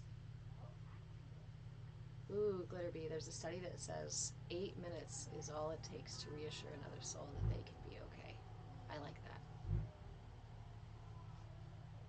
9 is my favorite, one of my favorite numbers, so I'll even give you 9 minutes. Hi, Teresa. How are you? Welcome. Revolutionary War nun. That's why I became a reverend of a non-denominational church. I became a non-denominational, an interdisciplinary, um, interfaith minister, a non-denominational minister, because I recognize that the most important thing is not the details that we want to bicker over, but the deeper truth that exists within us all, but the common threads that weave us together. We need you, each and every one of you. Humanity is a chorus, the collective is a chorus, and you have a unique song to sing. I hope that in this space you will find your voice. I love you. Remember, come join me in the Discord. There's a couple of things to remember. Okay. First, follow me on YouTube. I Move with Change on YouTube. That is where we are going to be focusing all of the content and all of the lives. Second, go to patreon.com/move with change. Sorry, YouTube, you can't see my thing up there. Go to patreon.com/move with change and join for free over there. You'll also find our Discord link, which you can join for free as well. That's our little community platform right now until we upgrade to something cooler and better and more something. If you would like coaching, it is available there. I do charge for my time. If you would like a link because you can't find a link to Discord or you're struggling to find a link for anything, just send me a message. I'm happy to answer questions, offer links, offer tools. Remember that if you ask me a question on my content, specifically here on TikTok, which is why I love TikTok so much, but also if you do it on YouTube, I will try to make videos as well. I can make you content responses, video responses. If you are a member at one of my coaching levels, I do go above and beyond, right? Because you're offering me something to support the work that I do. So I greatly appreciate it. I do go above and beyond and make a little bit more. However, anybody and everybody, when you ask me a question, that is the best way to access my tools. Links are in bio. Yes, thank you very much. My link tree seems to be a little bit iffy. It seems to work better on a laptop or a desktop computer. So, yeah, if you have any questions, if you have any concerns, if you'd like to debate me over the content and whatnot that I'm sharing, feel free to send me a message. If you just want to say hi or if you need some support, don't hesitate to reach out. And come into the Discord and meet all the awesome other fantastic people that are in that Discord and join us for the shenanigans. Tonight, in just a couple of hours, we will be doing our first episode of our Watch and Weave party. So bring your crochets or your knitting or your crafts or your stitching or whatever else you're doing and come watch the Ancient Civilizations series from CAYA.com with us. We're going to be doing, I'll do a couple of rounds so that folks who can't get there at first will still have an opportunity to be there. We will leave room for discussion as well as have text discussion throughout the week about the content. So, oh, did I miss something?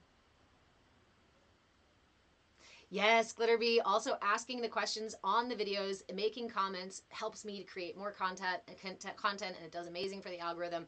TikTok and YouTube, most of the platforms don't like my content, mostly because I'm not sensationalized. I'm not divisive. I don't make the platforms a lot of money because I'm not encouraging you guys to give me a bunch of money. So they typically don't share my stuff. So the more you guys interact with my content, the more we can get that visibility. And the more you can get the answers, right? It's not really about us becoming me becoming some weirdly super famous influencer. I just want to make sure that you get the tools. If we were in the grocery store or we ran into each other at the park or I would still give you these tools. If we were complete strangers and you were like, oh, hey, You look like somebody who knows about this. What do you do for this? What do you do for that? I would give you the tools anyway for free. Big Papa, what time again? It's 4 p.m. Pacific time that we will start. But we will do a couple of rounds. I think each episode is like 40 minutes or so. I think it's close to an hour. So my plan was to do the episode and do like 30 minutes maybe or so of chat. If it goes a little bit longer, we'll probably switch it to text. But I want to make sure that we can replay the episodes as well as have the discussion. So we will. This is our first round of doing it. So we'll kind of figure out how it works. And the more people in there, the more say you'll have in kind of how we structure these things. Somebody says, Kathy, you wish you understood how Discord worked better. I understand. It's not the most, it's not the best platform. I personally don't really like it. The only reason we're there is because it's free and there's a lot of space for me to like put different rooms and different stuff in there. As I said earlier, I would really like to work with people on creating our own app, our own platform where it can be a classroom as well as a community space, as well as a library, as well as a tool to support your personal growth, your self actualization, and your mindfulness practices. Um, Nope, crazy. It does not cost to participate. There is the only thing that I charge for is private coaching with me or group coaching. We have group coaching and we have private coaching. Those memberships are on patreon.com/move with change if you're interested. But the Discord is free. The events we have in the Discord is free. These classes are free. The content is free. The information is your right. The fact these tools and this information about your energy body and about your chakras and about your alignment and about your self actualization has been pushed away and hidden from you, it makes me irate. There is an energy that is very big in me, and it is very rageful about the injustice in this world that keeps you from your healing. It is absolutely obtuse for anyone to believe that they should or could or have any kind of right or audacity to take away our right to heal, to take away our right to knowledge, to take away our right to know each other and to be connected to each other. One of the most important things, insidious things happening in this world is that divisiveness. So the only thing and the most important thing that I ask when you come into our Discord space, into our CAYA community, CAYA stands for come as you are, because authenticity is what we're going for. However, we ask that you cultivate personal responsibility in doing so. You are responsible for your emotions, for your triggers, for the way that you behave and the way that you respond to others. You are responsible for noticing where you're being where you might be more judgmental, and you are responsible for showing up with very first curiosity and willingness. When I show up with curiosity and willingness, I show up like this. I can receive something. If I show up with judgment, if I show up with condemnation and assumption, I am not able to receive. So we begin with curiosity and willingness, because I may be here on the prism and you may be over here. The only way for us to really understand each other is to come together, is to be curious and value the fact that, wow, your perspective is completely different from mine, but it's also true because it's your perspective. It's your value, your thing, your reality is so different from mine. Imagine a world if we could actually sit down and have those conversations and understand that some people live in the night and some people live in the day. It doesn't mean that the day is bad or the night is bad. It means that we have a beautiful menagerie of experience to behold in this universe, and that is a gift.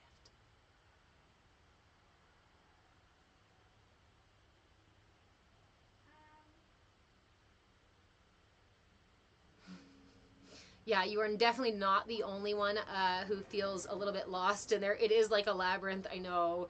It is a little bit easier. I find it's a little easier on the computer, on the laptop, but I know not everybody has access to that. I have talked about creating or having like an onboarding process, but really it's about me sitting down and recording an onboarding process, which, as I've said, I really struggle to do the recording stuff. I really struggle to make the content stuff. Um, so if you have questions, ask me directly.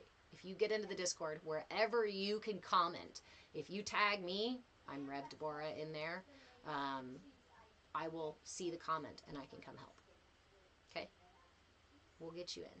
So 4 p.m. Pacific time. I've got to go eat something so that I can be ready for our watch and weave party. It's free. You just got to get in the Discord, which is free. There are memberships over here. If you want coaching, fantastic. That's there. If you want to just support the work that I do, if you want to support the fact that I do all this stuff for free, you guys' donation memberships are what keep the lights on. I do have one membership there that I ask that you reach out to me before you choose before you purchase that membership, and it is the coaching intensive membership. It's the top tier membership. It is a 40 days of one-on-one interaction, 40 days of one-on-one support, 40 days of access to every tool I have in my toolbox on a direct link. So I always just ask that you reach out if you feel like you need an intensive, if you feel like you need to go through that. Remember that the dollar signs on the shop are also not static. I am really excited about trade and definitely need some help with whether it be Discord moderation, social media management, content creation, that kind of stuff. I need a lot of support because I've been doing this thing all by myself for more than a year now. Not all by, I have some support here and there on occasion, but pretty much just this guy. So if anybody wants to trade coaching, I would really love that. Thank you, Seraphim. Sending you lots of love. All right, everybody, I'm going to go have my lunch. I will see you in the Discord, and I will see you at the Watch and Weave party. I have a fantastic project that I have been working on for some time. So bring your projects, your stitching, your crocheting, your knitting, or whatever else you want to do. All right. Good night, YouTube. Thank you for hanging out. I love you.